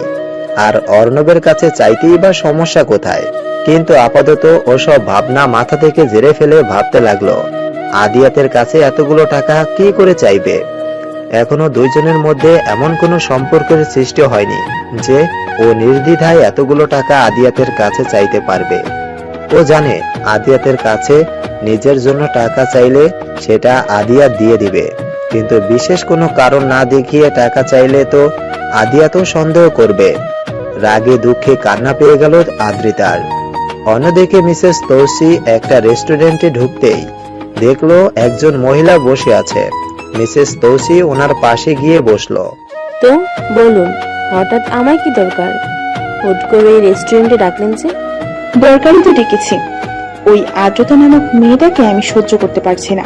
যে ভাবি হোক, এমন কিছু করতে হবে যেন আদিয়াত নিজে ওই মেয়েটাকে ভুলে ওকে ঘাট ধাক্কা দিয়ে বাড়ি থেকে বের করে দেয়। ও, তাহলে এই ব্যাপার। আচ্ছা, বেশ, শুনুন। অপর পাশের ব্যক্তির কথা শুনে মিসেস তৌসির মুখে ফুটে উঠল এক ভয়ঙ্কর হাসি। আদিয়াত রিশানের সাথে এসেছে ওদের গোডাউনে। চেয়ার টেনে বসে আদিয়াত রিশানকে বলল, বল এবার কি অবস্থা, আর কারাই বা আদ্রির ক্ষতি করার চেষ্টা করছে? তোর মা, তিশা, মিসেস ত্রিনা আর আদিয়াত বাকি তিনজনের নাম শুনে তেমন অবাক না হলেও তিশার নামটা শুনে অবাক না হয়ে পারল না। আদিয়াত তিশাকে বরাবরই বেশ ভালোবাসে, আর তিশা আদ্রিতাকে সহ্য করতে না পারুক তাই বলে ক্ষতি করার চেষ্টা করবে? আদিয়াতের চোখ লাল হয়ে গেল রাগে। আদিয়াত আপাতত রাগটাকে এক সাইডে ফেলে রিশানের সাথে আরো কিছুক্ষণ কথা বলে বেরিয়ে গেল। আদিয়াত এসেছে অনেকক্ষণ, কিন্তু আদ্রিতার দেখা নেই। আদিয়াত রুমের মধ্যে বিরক্তি হয়ে বসে আছে। আদ্রিতার উপর বেশ রাগ হচ্ছে। মেয়েটা কি জানে না আদিয়াত বাড়িতে এসেছে? তবে রুমে আসছে না কেন? এর মধ্যেই আদ্রিতার রুমে এলো। আদিয়াত শান্ত দৃষ্টিতে তাকালো আদ্রিতার মুখের দিকে। মেয়েটাকে দেখে মনে হচ্ছে কোনো কিছু নিয়ে বেশ অস্বস্তিতে আছে, কিন্তু কি নিয়ে? ভুরু কুঁচকালো আদিয়াত, কিন্তু কিছু বলল না। আদিয়াতকে চুপ থাকতে দেখে আদ্রিতা বলল, আপনি খাবেন না? নিচে আপনাকে খেতে ডাকছে। আদিয়াত এবারও কিছু বলল না। আলমারি থেকে টি শার্ট আর ট্রাউজার নিয়ে ফ্রেশ হতে চলে গেল। খেয়ে অর্ণবের সাথে কিছুক্ষণ কথা বলে নিজের রুমে এসে দরজা বন্ধ করে দিল আদিয়াত। দেখলো আদ্রিতা বারান্দায় দাঁড়িয়ে আছে। আদিয়াত ট্রাউজারের পকেটে দু হাত গুজে আদ্রিতার পাশে গিয়ে দাঁড়িয়ে শান্ত কণ্ঠে বলল, তোমার কি হয়েছে আদ্রিতা? আদ্রিতা থতমত খেয়ে বলল, আমার কি হবে? কিছু যদি না হয় তবে এত অস্থির দেখাচ্ছে কেন তোমায়? মানে এমনি। তোমার কিছু বলার থাকলে বা কোনো সমস্যা থাকলে তুমি নির্দ্বিধায় আমায় বলতে পারো। আমার কিছু টাকা লাগবে। আদিয়াত বেশ অবাক হলো, তবুও সেটাকে বেশি গুরুত্ব না দিয়ে শান্ত কণ্ঠে জিজ্ঞেস করলো, কত টাকা লাগবে? আদ্রিতা কাপা গলায় জবাব দিল, 50,000। আদিয়াতের কপালে ভাঁজ পড়লো, কারণ আদ্রিতা কখনোই নিজের জন্য এত টাকা খরচ করার মেয়ে নয়। তবে এত টাকা দিয়ে কি করবে? আদিয়াত ব্রুকুসকে বলল, টাকা দিয়ে কি করবে? আদ্রিতা মাথা নিচু করেই তিশার শিখিয়ে দেওয়া কথাই বলল, আমার শপিং করা লাগবে। এবার আদ্রিয়াত পুরোপুরি শিওর হয়ে গেল আদ্রিতা মিথ্যে বলছে, কারণ শপিং করার জন্য আদিয়াতের কাছে টাকা চাওয়ার মতো মেয়ে ও নয়। আদিয়াস বেশ শান্ত কণ্ঠেই বলল, যেটা পারো না সেটা করতে যাও কেন আদ্রি পাখি? আদ্রিতা অবাক হয়ে আদিয়াতের দিকে তাকাতেই আদিয়াত বলল, গুছিয়ে যখন মিথ্যে বলতে পারো না তবে বলতে যাও কেন? এবার সত্যি করে বলো, টাকা দিয়ে কি করবে? নাকি কেউ তোমার কাছে টাকা চেয়েছে? আদ্রিতা এবার পুরোপুরি চমকে গিয়ে আদিয়াতের দিকে তাকালো। আদিয়াতের যা বোঝার বোঝা হয়ে গেছে। আদিয়াত এবার তাচ্ছিল্যের হাসি দিয়ে বলল, তোমার বোন তোমার কাছে টাকা চেয়েছে? আদ্রিতা মাথা নিচু করে ফেললো। আদিয়াত আদ্রিতাকে বলল, তুমি যদি তোমার জন্য টাকা চাইতে তবে 50,000 কেন, এর বেশি টাকাও আমি তোমাকে দিয়ে দিতাম, কিন্তু এই মেয়ের জন্য একটা টাকাও আমি দিতে পারবো না। হ্যাঁ, এতটা বোকামি করো না আদ্রি পাখি। তিশা তোমার ভালো চায় না। আর তোমার একবারও মনে হয়নি যে তিশা এত টাকা দিয়ে কি করবে? কালকেও তিশা অর্ণবের ক্রেডিট কার্ড থেকে 2 লাখ টাকা খরচ করেছে। কি করেছে সেটা কিন্তু কেউ জানে না। তাই তিশাকে এখন টাকা দেওয়াটা কিন্তু কারোই উচিত নয়। হতেও পারে ও হয়তো খারাপ কোনো কাজের সাথে জড়িয়ে গেছে। আদ্রিতা শুধু নিচের দিকে তাকিয়ে মিনমিন করে বলল, ও টাকা চাইলে আমি কি করব? আদিয়াত বলল, তুমি বলে দিও তোমার স্বামীর অনেক টাকা থাকলেও সে তুমি ব্যতীত অন্য কোনো মেয়েকে দিয়ে টাকা নষ্ট করতে পারবে না। বলেই বারান্দা থেকে চলে গেল। আদিয়াতের বেশ রাগও হচ্ছিল আদ্রিতার উপর। মেয়েটা কেন বোঝে না তিশা যে মেয়েটার ক্ষতি করার চেষ্টা করে। পরের দিন সকাল হতেই তিশা রেডি হয়ে আদ্রিতার রুমে গেল। আদ্রিতার চুল আঁচড়াচ্ছিল। তিশাকে দেখে উঠে দাঁড়ালো। তিশা তড়িঘড়ি করে বলল, দি, তাড়াতাড়ি টাকাটা দে। আদ্রিতা ভাবুক কণ্ঠে জবাব দিল, কিসের টাকা? তুই আমার কাছে কোন টাকা রাখতে দিয়েছিলি? তিশা অবাক হয়ে বলল, দেখ, একদম ড্রামা করবি না। আমি তো কালকেই তোকে বলেছিলাম টাকার কথা। আদ্রিতা শক্ত কণ্ঠে জবাব দিল, তোর মতো আমারও কিন্তু বিয়ে হয়ে গেছে, এই কথাটা ভুলে যাস না। এখন তুই চাইলেই আমি তোকে টাকা দিতে পারবো না। আমি চাকরি করি না, আগে করতাম, তখন চাইলেই আমি দিতে পারতাম, কিন্তু এখন আমার চাকরিটা নেই। আর রইল আদিয়াতের কাছে টাকা চাওয়ার কথাটা। তোর প্রয়োজন টাকাটা, অথচ তুই তোর স্বামীর কাছে চাইতে পারছিস না।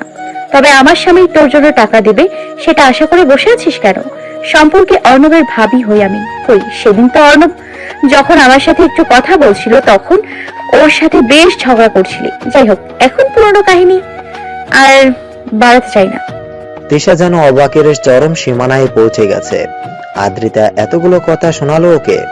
এটা আসলেই আদ্রিতা, যে মেয়েটা কিনা মাথা নিচু করে রাখে আর সব সময় শান্ত থাকে, কখনো একটু উঁচু গলায় কথা পর্যন্ত বলে না। কটমট দৃষ্টিতে আদ্রিতার দিকে তাকিয়ে তিশা বলল, বাহ, মুখে কথা ফুটেছে দেখছি। বড়লোক বাড়িতে বিয়ে হয়ে গেছে বলে এত কথা ফুটলো মুখে? কদিনই বা টিকতে পারবি এই বাড়িতে? আর আমি অর্ণবের সাথে ঝগড়া করেছিলাম সেটা তুই জানলি কি করে? আমার ঘরের সামনে আড়ি পেতে শুনছিলি নাকি? আদ্রিতা কিছুটা জোরেই তিশাকে ধমক দিয়ে বলল, চুপ, একদম চুপ। সবাইকে তোর মতো ভাবিস নাকি? তুই ভুলে যাস না আমাদের পাশের রুমটাই কিন্তু তোদের, তাই ওই রুম থেকে চিৎকার করে কিছু বললে সেটা একদম স্পষ্ট ভাবে শোনা যায়। তিশা চুপ হয়ে গেল। ব্যাগের মধ্যে ওর ফোন বাজছে, হয়তো কেউ একজন অপেক্ষা করছে ওই পাশ থেকে কখন তিশা টাকা নিয়ে তার কাছে যাবে। তিশা রেগে আদ্রিতাকে বলল, তোকে তো আমি ছাড়বো না, বলেই বেরিয়ে গেল। আদ্রিতা হাসলো, এক তৃপ্তির হাসি।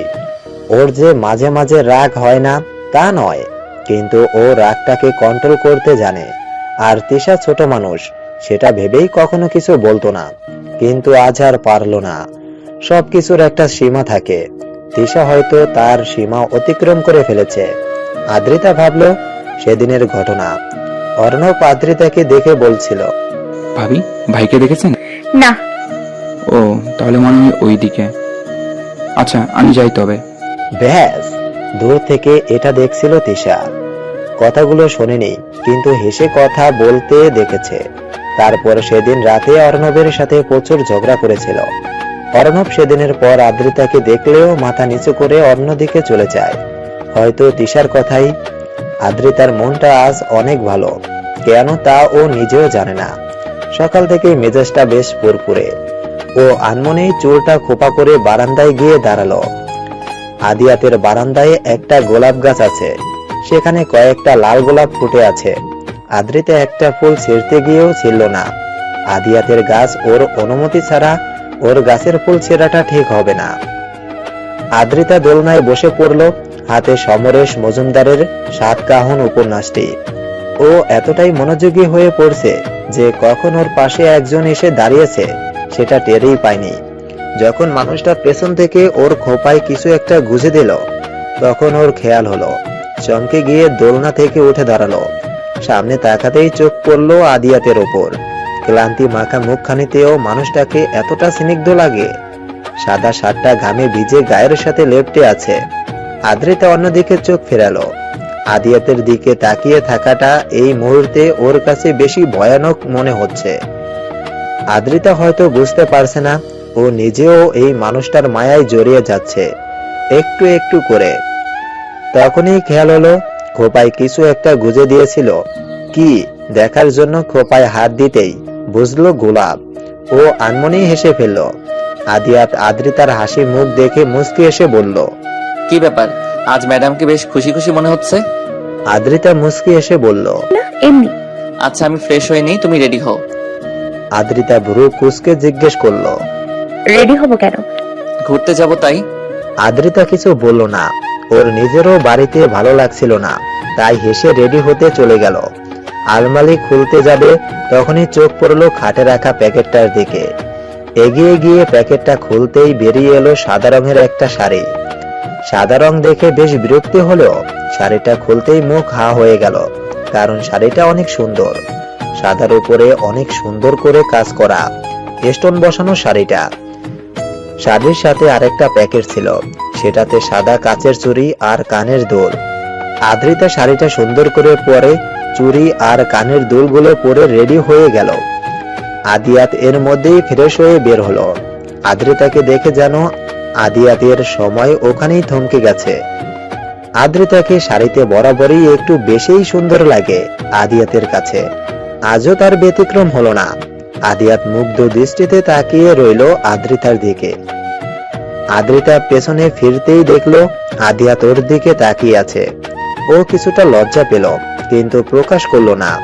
ও আদিয়াতের দিকে তাকিয়ে বলে উঠল, আচ্ছা, আপনি সবসময় সাদা রঙে কি এমন পান? হ্যাঁ, বিয়ের লেহেঙ্গাটাও সাদা ছিল, এখন আবার শাড়িটাও সাদা রঙের।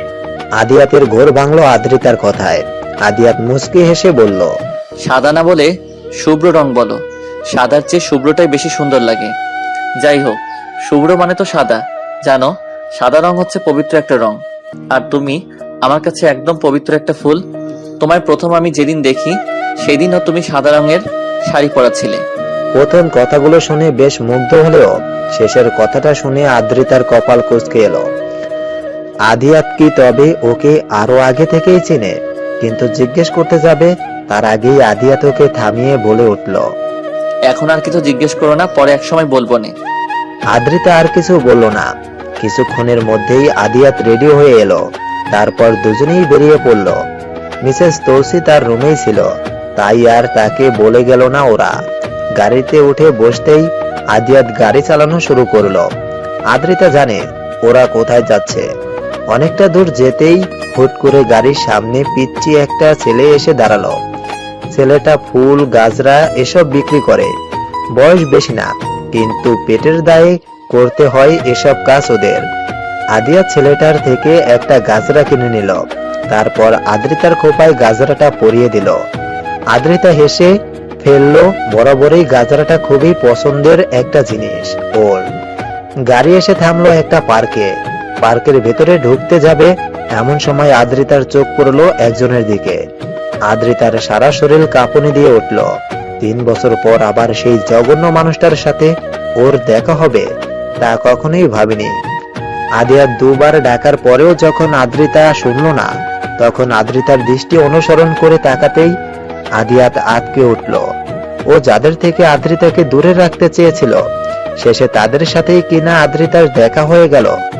দূর থেকে সেই ব্যক্তিটিও আদ্রিতার দিকে তাকিয়েছিল। চোখে মুখে রয়েছে ভয়ঙ্কর এক হাসি।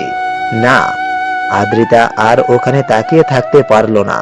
মাথা ঘুরে পড়ে যেতে নিলেই আদিয়াত নিজের বাহুতে পরম যত্নে আগলে নিল ওকে। আদিয়াত রাগী দৃষ্টিতে একবার সামনের দিকে তাকিয়ে আদ্রিতাকে কোলে তুলে নিল। গাড়িতে আদ্রিতাকে বসিয়ে দিয়ে নিজেও বসলো। আদ্রিতার চোখে মুখে পানি ছিটাতে গিয়েও সরে আসলো। এখন আদ্রিতা উঠলেই অস্থির হয়ে যাবে। মানুষের ভয়ঙ্কর কোনো অতীত যখন তাকে তাড়া করে বেড়ায়, তখন সে মানুষটাই জানে তার অবস্থাটা। বাড়ির সামনে এসে আদ্রিতার চোখে মুখে পানি ছিটিয়ে দিল। আদ্রিতা ধরপড়িয়ে উঠল। তারপর কিছুটা ভীতু দৃষ্টিতে আশেপাশে তাকালো। আদিয়াত ওকে অভয় দিয়ে বলল, শান্ত হও আদ্রি পাখি, এখানে কেউ নেই, ভয় পেও না তুমি, নামো গাড়ি থেকে। আদ্রিতা গাড়ি থেকে নেমে গেল। আদিয়াত গাড়ি পার করে আদ্রিতাকে বলল, চলো বাড়িতে। আদ্রিতা বেশ দ্রুত হেঁটে বাড়িতে ঢুকলো। বাড়িতে ঢুকতেই মিসেস তৌসির মুখোমুখি হলো। মিসেস তৌসি শক্ত কণ্ঠে বলল, কোথায় গিয়েছিল তোমরা? আদ্রিতা চুপ করে রইল। ওর ভাল লাগছে না কোনো কথা বলতে এখন।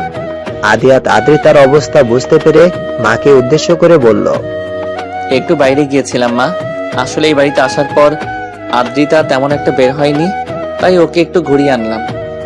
মিসেস তৌসি আদ্রিতার দিকে এক পলক তাকিয়ে বলল, আগে তো তুমি যখন যেখানে যেতে মাকে বলে যেতে, তবে এই কয়েকদিনে কি এমন হলো যে মাকে বলে যাওয়ার সময়টা অবধি পাচ্ছ না? সরি মা, তুমি রুমে ছিলে তাই আর বলে যাওয়া হয়নি। এখন আমরা দুজনে ক্লান্ত, পরে কথা বলি। মিসেস তৌসি কথা বাড়ালেন না, বললেন, বেশ, যাও তবে। আদ্রিতা রুমে এসে শাড়িটা পাল্টে একটা চুড়িদার পরলো। হুট করেই আদ্রিতার মধ্যে বেশ অপরাধ বোধ কাজ করছে। আদিয়াত ওকে নিয়ে একটু ঘুরতে চাইলো, আর আজকেই এরকম হতে হলো। আদিয়াত কি না কি ভাবলো। আচ্ছা, গাড়িতে যে আদিয়াত বলেছিল এখানে কেউ নেই, ভয় না পেতে, আদিয়াত কি তবে সব জানে? না, আদিয়াত কি করে জানবে? আচ্ছা, আদিয়াত কই? ভাবলো একবার গিয়ে দেখবে আদিয়াত কোথায়, কিন্তু মাথা ব্যথার জন্য আর গেল না। শুয়ে পড়ল। অন্যদিকে আদিয়াত ছাদে এসে রিশানকে কল করে বলল, দোস্ত, আজকে আদ্রিতাকে নিয়ে বাইরে গিয়েছিলাম একটু, কিন্তু ওইখানে হুট করে ওই ইফাজের সঙ্গে দেখা হয়ে গেল। আদ্রিতা ওকে দেখেছে। আমার মনে হয় ওই ইফাজের বাচ্চা আমাদের ফলো করছে। হায় রে, আচ্ছা দাঁড়া দেখছি আমি। আদিয়াত ফোন কেটে আকাশের দিকে তাকিয়ে আছে। ইফাজ হচ্ছে মিসেস ত্রিনার ছেলে। হ্যাঁ, এই ইফাজই আদ্রিতার সাথে প্রচুর খারাপ আচরণ করেছে, ওকে বাজেভাবে ছোঁয়ার চেষ্টা করেছে। আদ্রিতার অসুস্থ থাকায় যখন নিজের ঘরে শুয়েছিল তখন ওকে অপবিত্র করার চেষ্টা করেছে, কিন্তু আদ্রিতা সেদিন আর সহ্য করতে পারেনি। তখন মিসেস ত্রিনার কাছে বলেছিল, তখন তিনি বলেছিলেন তার ছেলে এরকম না, আদ্রিতা নাকি তার ছেলেকে ফাঁসানোর চেষ্টা করছে, আরো কত কি। সেদিন আদ্রিতা তাদের মা ছেলেকে অনেক কিছু বলেছে, শেষে পুলিশ ডাকার ভয় দেখিয়ে বাড়ি থেকে বার করে দিয়েছিল। সেদিন বাড়ি থেকে বের হওয়ার সময় ইফাজ শুধু আদ্রিতার উদ্দেশ্যে একটা কথাই বলেছিল, আমাকে এই ইফাজকে তুই অপমান করলি, এর ফল ভালো হবে না। তোকে আমি শান্তিতে থাকতে দিব না। আমার অপমানের প্রতিশোধ আমি নেব। আদ্রিতা এরপর অনেক ভয়ে থাকলেও 1 বছর পার হওয়ার পর প্রায় ভুলেই গিয়েছিল ইফাজ নামক মানুষটাকে, কিন্তু আজ আবার তার সাথে দেখা হয়ে গেল। কেটে গেছে 4 মাস। এই 4 মাসে ইফাজের কোনো খোঁজ পায়নি আদিয়াত আর রিশান। মিসেস তৌসির সাথে এখন আদ্রিতার বেশ ভালো সম্পর্ক গড়ে উঠেছে। মিসেস তৌসি এখন আদ্রিতার সাথে খুব ভালো ব্যবহার করেন। সময়ের সাথে সাথে অনেক কিছুই বদলেছে। আদিয়াতের সাথে এখন আদ্রিতার সম্পর্কটাও বেশ ভালো আছে। দুজন এখন বন্ধুর মতোই থাকে। আদিয়াত আদ্রিতাকে নিজের মতো করে গড়ে নিয়েছে। এখন আর আদ্রিতা আগের আদ্রিতা নেই। এখন আদ্রিতাকে কেউ কিছু বললে আদ্রিতা চুপচাপ শোনেই না, বরং জবাবও দিয়ে দেয়। অর্ণব আর তিশার সম্পর্কটা দিন দিন খারাপ পর্যায়ে যাচ্ছে। অর্ণব এখন তিশাকে সহ্য করতে পারে না, আর তিশা সে তো এসবে মাথাই ঘামায় না। অর্ণবের টাকা দিয়ে বেশ ভালোই মতোই আছে। শপিং, পার্টি, ক্লাবে যাওয়া এসব তো ওর নিত্যদিনের কাজ। সংসারের দিকে কোনো মনোযোগ নেই ওর। কয়দিন আগে অর্ণবকে আদ্রিতা ডেকে এমনি জিজ্ঞেস করেছিল, আচ্ছা অর্ণব, তুমি তো সম্পর্কে আমার ছোট, তাই না? তুমি করেই বলি তোমাকে, তুমি আমায় দেখলেই মাথা নিচু করে হাঁটো কেন? তিশা আমার সাথে কথা বলা নিয়ে ঝগড়া করছিল বলে। অর্ণব সেদিন অপরাধী কণ্ঠে বলেছিল, তিসার কথাই আমি আপনার সাথে কথা বলা বন্ধ করিনি ভাবি, বরং লজ্জায় আপনার সাথে কথা বলা বন্ধ করেছি ভাবি।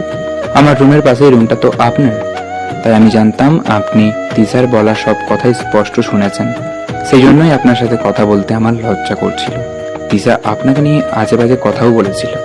এত কিছুর পরেও আপনার সাথে কি করেই বা কথা বলতাম। আদ্রিতা হাসলো। ছেলেটা লজ্জায় ওর সাথে কথা বলেনি এতদিন, আর ও কি না ভাবলো তিশার কথায় ওর সাথে কথা বলা বন্ধ করে দিয়েছে। আদ্রিতা মুস্কি এসে বলল, তোমার লজ্জা পাওয়ার দরকার নেই ভাই। যে বলেছি সে যখন লজ্জা পাচ্ছে না, তখন তুমি শুধু শুধু লজ্জা পেও না। তিশাটা বড্ড অবাধ্য হয়ে গেছে। ও তো তোমার বউ, ওকে ঠিক করে তৈরি করে নাও ভাই। ও সারাদিন বাইরে ঘুরে বেড়াচ্ছে, ফোনে চ্যাট করছে, হাসছে, এগুলো নিশ্চয়ই তোমার চোখে পড়ছে। তবে চুপ করে আছো কেন? ওকে কিছু বলছো নাই বা কেন? তোমার সম্পূর্ণ অধিকার আছে ওকে শাসন করার। অর্ণব সেদিন কিছু বলেনি, হালকা এসেছিল। আদিয়াত অফিসে নিজের কেবিনে বসে কিছু ফাইল দেখছিল। ঠিক তখনই কেউ একজন পারমিশন না নিয়েই ভেতরে ঢুকলো। আদিয়াত কেবিনে কারো উপস্থিতি টের পেয়ে চোখ তুলে তাকালো। তোয়াকে দেখে প্রচুর অবাক হলো, কিন্তু পরেই রেগে ওর দিকে তাকিয়ে বলল, পারমিশন না নিয়ে কারো কেবিনে ঢুকতে হয় না, জানেন না? আর আপনার এখানে কি দরকার? তোহা মুস্কে এসে আদিয়াতের সামনে এসে ওর শার্টের কলার টেনে নিজের মুখ বরাবর এনে বলল। আদিয়াত তোহার হাত থেকে নিজের কলার ছাড়িয়ে ঠাস করে একটা থাপ্পড় মারলো ওর গালে। তোহা গালে হাত দিয়ে অগ্নি দৃষ্টিতে আদিয়াতের দিকে তাকিয়ে বলল, তুমি আমার মারলে? আদিয়াত হেসে দিয়ে বলল, মেয়েরা নাকি লাজুক প্রকৃতির হয়, কিন্তু তোমায় দেখে তো মনে হয় না তোমার একটু লজ্জা আছে। তুমি কি আসলেই মেয়ে তোহা? তোহা রেগে গিয়ে বলল, মানেটা কি? হ্যাঁ, তুমি কিন্তু আমার অপমান করছো আদিয়াত। আদিয়াত এবার জোরে হেসে দিয়ে বলল, তোমার অপমান বোধ আছে? তোহা রেগে মেগে কিছু বলতে যাবে তার আগেই ওর ফোনে মিস কল এলো। ও হুট করেই নিজের রূপ যেন পাল্টে ফেললো। তারপর হেসে বলল, আমি জানতাম আদিয়া তুমি কখনো আমাকে ছাড়া অন্য কাউকে ভালোবাসতেই পারো না। জানো, আমি তো প্রথমে ভয় পেয়ে গিয়েছিলাম যে তুমি আদিতা মেয়েটাকে বিয়ে করলে কেন, কিন্তু তুমি যখন বললে তুমি ওই আদিতা মেয়েটাকে দয়া দেখিয়ে বিয়ে করেছো, তখন আমি তো এত খুশি হয়েছিলাম তোমায় বলে বোঝাতে পারবো না। তুমি আসলে এত ভালো। ওই মেয়েটাকে একা বাড়িতে থাকলে মেয়েটার যে কোনো ক্ষতি হয়ে যেতে পারতো, সেজন্য তো তুমি ওকে বিয়ে করেছো। যাই হোক, এখন ওকে ডিভোর্স দিয়ে দাও, আর তারপর চলো আমরা বিয়ে করে ফেলি।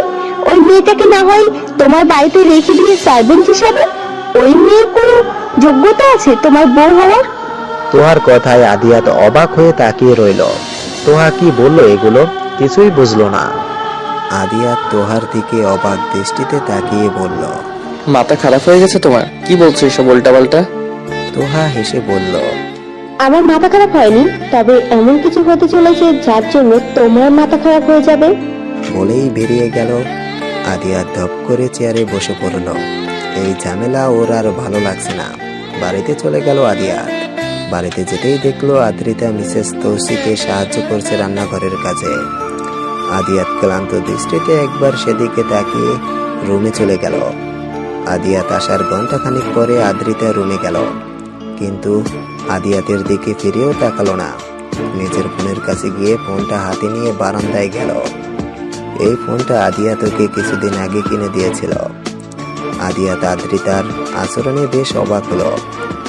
আদ্রিতার আবার কি হলো যে আদিয়াতকে দেখেও না দেখার ভান করে চলে গেল?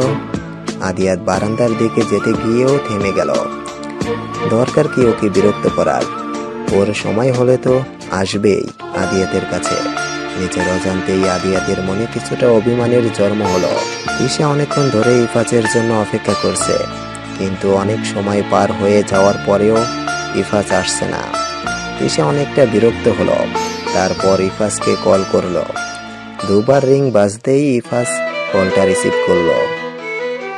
কি হয়েছে তিশা? মানেটা কি ইফাজ? আজকে আমার সাথে তোমার মিট করার ছিল, তুমি সেটা ভুলে গেলে? কিছুক্ষণ চুপ থেকে ইফাজ বলল, তিশা, আসলে আমার কিছু কাজ পড়ে গিয়েছে হঠাৎ করে, তাই আজকে আসতে পারবো না। প্লিজ তুমি রাগ করো না। আমি কথা দিচ্ছি কালকেই আমি তোমার সাথে মিট করব। তিশা কিছুটা শক্ত কণ্ঠে বলল, ইফাজ, তুমি কোনোভাবে আমায় ঠকাচ্ছ না তো? আমি দেখা করতে বললেই তোমার জরুরি কাজ পড়ে যায়, আরো নানা অজুহাত দিয়ে দাও, কিন্তু কেন? কই আগে তো এমন করতে না? ইফাজ এবার রেগে গিয়ে ধমকে বলল, বলেছি তো কালকে দেখা করব। এখন ন্যাকামি না করে ফোনটা রাখো তো। বলেই নিচের কল কেটে দিল। তিশা বসে রইল আরো বেশ কিছুক্ষণ। ইফাজ সম্পর্কে ওর খালাতো ভাই হলেও তিশা ইফাজকে বাইরের চোখে দেখেনি কখনো, বরং পছন্দ করত। তিশা ইফাজকে যখন প্রপোজ করেছিল তখন ইফাজ অ্যাকসেপ্ট করেছিল, কিন্তু ইফাজের সাথে আদ্রিতার ঝামেলা হওয়ার পর ইফাজের কোনো খোঁজ খবর ছিল না 2 বছরে। ততদিনে তিশাও ইফাজকে ভুলে গেছিল।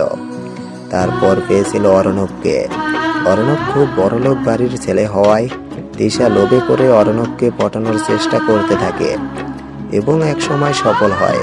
তারপর অর্ণবকে চাপ দিয়ে ওর ফ্যামিলিকে ওদের কথা বলায়। তারপর বিয়ে হলো ওদের। বিয়ের আগের দিন ইফাজের ফোন আসে।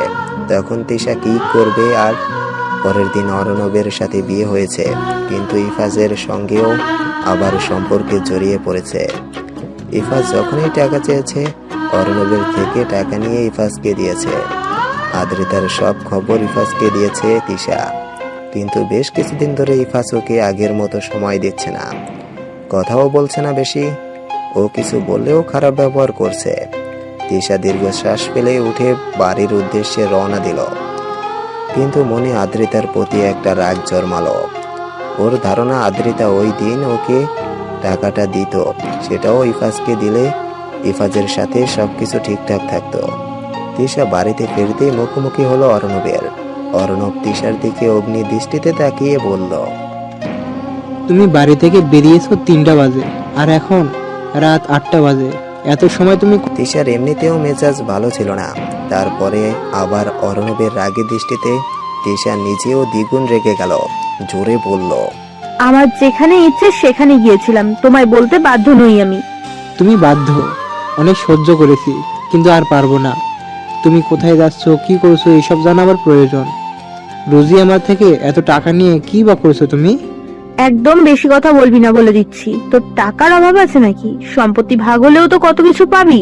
তবে কয়েকটা টাকার জন্য এমন করছিস কেন তুই? তোর টাকার জন্যই তো তোর পিছনে ঘুরেছি, তোকে বিয়ে করেছি। বলেই তিশার খেয়াল হলো ও কি বলে ফেলেছে রাগের মাথায়। তিশা আমতা আমতা করে অর্ণবকে বলল, অর্ণব, আমি রাগের মাথায় কি না কি বলেছি তুমি কিছু মনে করো না। সরি, আসলে রেগে গেলে কি বলে ফেলি আমি নিজেও জানি না। অর্ণব কিছু বলল না, চুপচাপ বাড়ি থেকে বেরিয়ে গেল আর মনে মনে নিয়ে ফেলল কঠিন এক সিদ্ধান্ত। আদ্রিতা সারা দিনেও আদিয়াতের সাথে কথা বলেনি। আদিয়াত নিজের জেদ নিয়ে আর থাকতে পারল না। আদ্রিতাকে ডেকে মলিন কণ্ঠে বলল, কি হয়েছে তোমার আদ্রি পাখি? তুমি আমার সাথে কথা বলছো না কেন? আদ্রিতা শক্ত কণ্ঠে বলল, আমার আবার কি হবে? যাই হোক, আপনার আদিয়াত হঠাৎই রেগে গেল। আদ্রিতাকে কিছুটা ধমকের সুরে বলল, সমস্যা কি তোমার? কি হয়েছে না বললে বুঝবো কি করে? হুট করে এমন অদ্ভুত ব্যবহার কেন করছো? আদ্রিতার চোখ ছলছল করে উঠল। আদিয়াত আগে কখনো ওর সাথে এমন ব্যবহার করেনি। আদ্রিতা মাথা নিচু করে ছলছল করা চোখ জোড়া লুকিয়ে বলল, আমি কোনো অদ্ভুত ব্যবহার করছি না। এখন আমায় দয়া করে একটু একা থাকতে দিন, আমার ভালো লাগছে না। আদিয়াত কিছু না বলে চলে গেল রুম থেকে। আদ্রিতা আনমনেই দোলনায় বসে নিজের ডায়েরিতে লিখে ফেলল কয়েক লাইন। একসাথে থাকতে থাকতে কখন যে মানুষটার মায়ায় পড়ে গিয়েছিলাম আমি নিজেও জানি না। মানুষটার মধ্যে না এক অন্যরকম মায়া ছিল যা সব সময় আমায় আকৃষ্ট করত। মানুষটা আমার কাছে ছিল একদম স্নিগ্ধময়। তার সাথে থাকতে থাকতে আমি নিজেও শুভ্র রংটাকে ভালোবেসে ফেলেছিলাম। কিন্তু তিশার কথা হয়তো ঠিক ছিল, এই বাড়িতে আমি টিকবো কতদিন? আজ তিশা আমায় বলেছিল তার অফিসে খাবার নিয়ে গিয়ে সারপ্রাইজ দিতে। তিশার মুখে এই কথা শুনে প্রথমে বেশ অবাক হলেও পরে ভেবেছিলাম একদিন গিয়ে একটু সারপ্রাইজ দিলে কি এমন হবে। তারপর মনের সাথে অনেক যুদ্ধ করে গিয়েছিলাম সেখানে, কিন্তু দিতে পেরেছি কি সারপ্রাইজ? পারিনি। তারা আমার জন্যই অনেক বড় ধরনের একটা সারপ্রাইজ অপেক্ষা করেছিল। তারা হয়তো জানেও না তাদের কথার সময় আমি সেখানে উপস্থিত ছিলাম। সত্যি তো আমার তো কোনো যোগ্যতাই নেই আদিয়াতের বউ হওয়ার। আমাকে বাঁচানোর জন্য দয়া দেখিয়ে আদিয়াত বিয়ে করেছিল। আমি না হয় নীরবে সরে যাব আদিয়াতের জীবন থেকে। অন্যদিকে আদিয়াত যখন ছাদে গেল তখন মিসেস তৌসি দেখল আদিয়াতের মুখটা মলিন হয়ে আছে। মিসেস তৌসির বুকটা কেঁপে উঠল ছেলের মুখখানি দেখে। সে ভাবতে লাগলো, আদিয়াতের কি হলো? চেহারা এমন মলিন হয়ে আছে কেন? ওর খুশির জন্য আমি সবকিছু মেনে নিয়েছি, আদিত্যকেও মেনে নিয়েছি। তবে আজ ওর হঠাৎ কি হলো? রুমেই তো ছিল, তাহলে আবার এত রাতে ছাদে? মিসেস তৌসি আদ্রিতা আর আদিয়াতের বিয়ের পরের দিন মিসেস ত্রিনার সঙ্গে যখন কথা বলেছিল তখন মিসেস ত্রিনা তাকে বলেছিল, এখন আদ্রিতাকে মন থেকে মেনে না নিলেও সবার সামনে এমন ভাব করুন আপনি মেনে নিয়েছেন। পরে না হয় সুযোগ বুঝে ওর ঘাড়ে কোনো দোষ চাপিয়ে ডিভোর্স করিয়ে বাড়ি থেকে বার করে দিবেন। মিসেস তৌসি প্রথমে মিসেস তিনার কথা মতো কাজ করলেও কিছুদিন পরেই আদিয়াতের খুশির কথা ভেবে আদ্রিতাকে মেনে নিয়েছে। আর মিসেস তিনা এই ব্যাপারে যখন তাকে জিজ্ঞেস করেছিল তখন মিসেস তৌসি মিসেস তিনাকে বলেছিলেন তার পরিবারের ব্যাপারে অন্য কেউ মাথা না ঘামালেই সে খুশি হবে। মিসেস ত্রিনা অপমানিত হয়ে আর কিছু বলেনি। আদ্রিতার ঘুম ভাঙতেই দেখলো ও দোলনায় ঘুমিয়েছিল। অবাক হলো কিছুটা, কারণ এর আগেও অনেকদিন ও দোলনায় ঘুমিয়ে পড়েছিল, কিন্তু সকালে ঠিকই ঘুম থেকে উঠে নিজেকে বিছানায় পেয়েছিল। আদিয়াত কি তবে ওকে দেখেনি নাকি দেখেও গিয়ে শুয়েছিল? আদ্রিতার মুখে তাচ্ছিলের হাসি ফুটে উঠল। দোলনা থেকে উঠে সুন্দর করে ডায়েরিটা জায়গা মতো রেখে ফ্রেশ হয়ে নিচে গেল। আদিয়াত রুমেও নেই দেখে ব্রু কুঁচকে এলো আদ্রিতার, কিন্তু তবুও সেদিকে অত পাত্তা দিল না। নিচে যেতেই দেখলো মিসেস তৌসি বসে আছেন মুখ ভার করে। আদ্রিতা তার সামনে গিয়ে জিজ্ঞেস করলো, কি হয়েছে মা আপনার? আপনার কি শরীর খারাপ লাগছে? মিসেস তৌসি আদ্রিতার কথার জবাব না দিয়ে জিজ্ঞেস করলেন, আদিয়াতের সাথে তোমার কোনো ঝামেলা হয়েছে? আদ্রিতা চমকে গেল, কি বলবে ঠিক বুঝে উঠতে পারল না। মিসেস তৌসি আদ্রিতার ভাবভঙ্গি লক্ষ্য করে বললেন, আদিয়া তোমায় খুব ভালোবাসে আদ্রিতা। ওকে কখনো কোনো পরিস্থিতিতেই অবহেলা করো না কিংবা কষ্ট দিও না, পরে দেখা যাবে তোমার নিজেরই আফসোস করতে হবে। আদ্রিতা মাথা নিচু করে রইল। দেখে মিসেস তৌসি কথা ঘুরিয়ে বললেন, যাও ব্রেকফাস্ট করে নাও। তারপর তিনি নিজের রুমে চলে গেলেন। আদ্রিতা সার্ভেন্টের থেকে খবর নিয়ে জানলো আদিয়াত নাকি সকাল হতেই বাড়ি থেকে বেরিয়ে গেছে, কিছু খেয়েও যায়নি। আদ্রিতার নিজেরও আর খেতে ইচ্ছে করলো না। কথা মতো আজকে ইফাজ এলো তিশার সঙ্গে দেখা করতে। তিশা বেশ হেসে হেসেই কথা বলছে আর ইফাজ হু হা জবাব দিচ্ছে, কিন্তু ওর সম্পূর্ণ মনোযোগ মোবাইলের দিকে। তিশা হঠাৎই কথার মাঝে ইফাদের হাত থেকে ওর ফোনটা কেড়ে নিল। ইফাজ চমকে গিয়ে সঙ্গে সঙ্গে তিশার হাত থেকে নিজের ফোন নিয়ে ওর গালে ঠাস করে থাপ্পড় মেরে দিল। তিশা গালে হাত দিয়ে ছলছল চোখে ইফাজের দিকে তাকিয়ে বলল, তুমি মারলে ইফাজ? ইফাজ রেগে গিয়ে চিৎকার করে বলল, কি ইফাজ? হ্যাঁ ইফাজ ভাই বলো, আমি তোর খালাতো ভাই হই, তোর জামাই না। আমার টাকার আর তোর বোনের খোঁজ খবরের দরকার ছিল, তাই তোর সাথে রিলেশনে গিয়ে তোর থেকে টাকা নিয়েছে আর সকল খোঁজ খবর নিয়েছে। আমার বউ আছে আর ওকে নিয়ে আমি ভালো আছি, তুই একদম বিরক্ত করবি না আমায়, বলে দিলাম। তিশা একদম চুপ হয়ে গেল ইফাজের কথায়। ইফাজ ওকে ঠকালো, কথাটা মানতে খুব কষ্ট হচ্ছে তিশার। ইফাজ উঠে চলে গেল, কিন্তু তিশা বসে রইল। ওর বাইরের কোনো খেয়াল নেই এই মুহূর্তে। ও বিড়বিড় করে বলল, তুমি আমায় ঠকালে ইফাজ, তোমার বউ আছে, তুমি বিবাহিত, তুমি বিয়ে করলে কবে? আর আদ্রিতার খবরেই বা কি দরকার ছিল তোমার? আদিয়াত অফিসে এসে সিসি ক্যামেরা চেক করতেই ওর কাছে সবকিছু পরিষ্কার হলো। কাল আদ্রিত এসেছিল ওর অফিসে, আর তখনই তোহা নিজের কথার ধরন পাল্টে ফেলে। আর আদ্রিতা তখন তোহার বলা সব কথা শুনেই আদিয়াতকে ভুল বুঝেছিল। আদিয়াত হাসলো, তারপর আস্তে করে বলে উঠল, এতদিনেও আমার প্রতি তোমার একটু বিশ্বাস জন্মানো না আদ্রি পাখি? সামান্য একটা বিষয়েই আমায় অবিশ্বাস করলে? তুমি কি এতদিনেও বুঝলে না তোমায় আমি ঠিক কতটা ভালোবাসি? তখনই ওর ফোনে নোটিফিকেশন আসলো। আন্নোর নাম্বার থেকে কয়েকটা ফটো এসেছে। ও ফটোগুলো দেখে নিচের মেসেজটা দেখতেই কপালের রথ ফুলে উঠল রাগে। আদিয়াত ইফাজকে কল করে নিজের গোডাউনে আসতে বলে নিজেও সেখানে গেল। আদিয়াত আসার কিছুক্ষণের মধ্যেই ইফাজ আসলো। ইফাজ আসতেই আদিয়াত ইফাজের দিকে কঠিন দৃষ্টি নিক্ষেপ করে বলল, বল কি চাই তোর? আমাকে এত পিক কেন পাঠালি? ইফাজ এসে বলল, ও বুঝে গিয়েছি সেটা আমি ছিলাম। যাই হোক, বুঝে যখন গিয়েছিস তখন আর কি, দেখ তোর বউয়ের চরিত্র কেমন। আর বলতে পারলো না, তার আগেই আদিয়াত জোরে ঘুষি মারলো ওর মুখ বরাবর। তারপর বলল, তোর সাহস কি হয় আমার আদ্রির চরিত্র নিয়ে কথা বলার? তুই জানিস ছবি ছেলেটাকে? ওরা ভাই বোনের মতো ছিল, আর তুই ওদের নিয়ে যাচ্ছি। ইফাজও থেমে গেল না। মুখে ঘুষি মারায় রেগে গিয়ে ও নিজেও আদিয়াতকে মারতে শুরু করলো। এর মধ্যেই রিশা নিল, অনেক কষ্টে ওদের সারালো। দুজনেরই মুখ দিয়ে রক্ত পড়ছে। আদিয়াত এখনো হিংস্র বাঘের মতো ইফাজের দিকে তাকিয়ে আছে।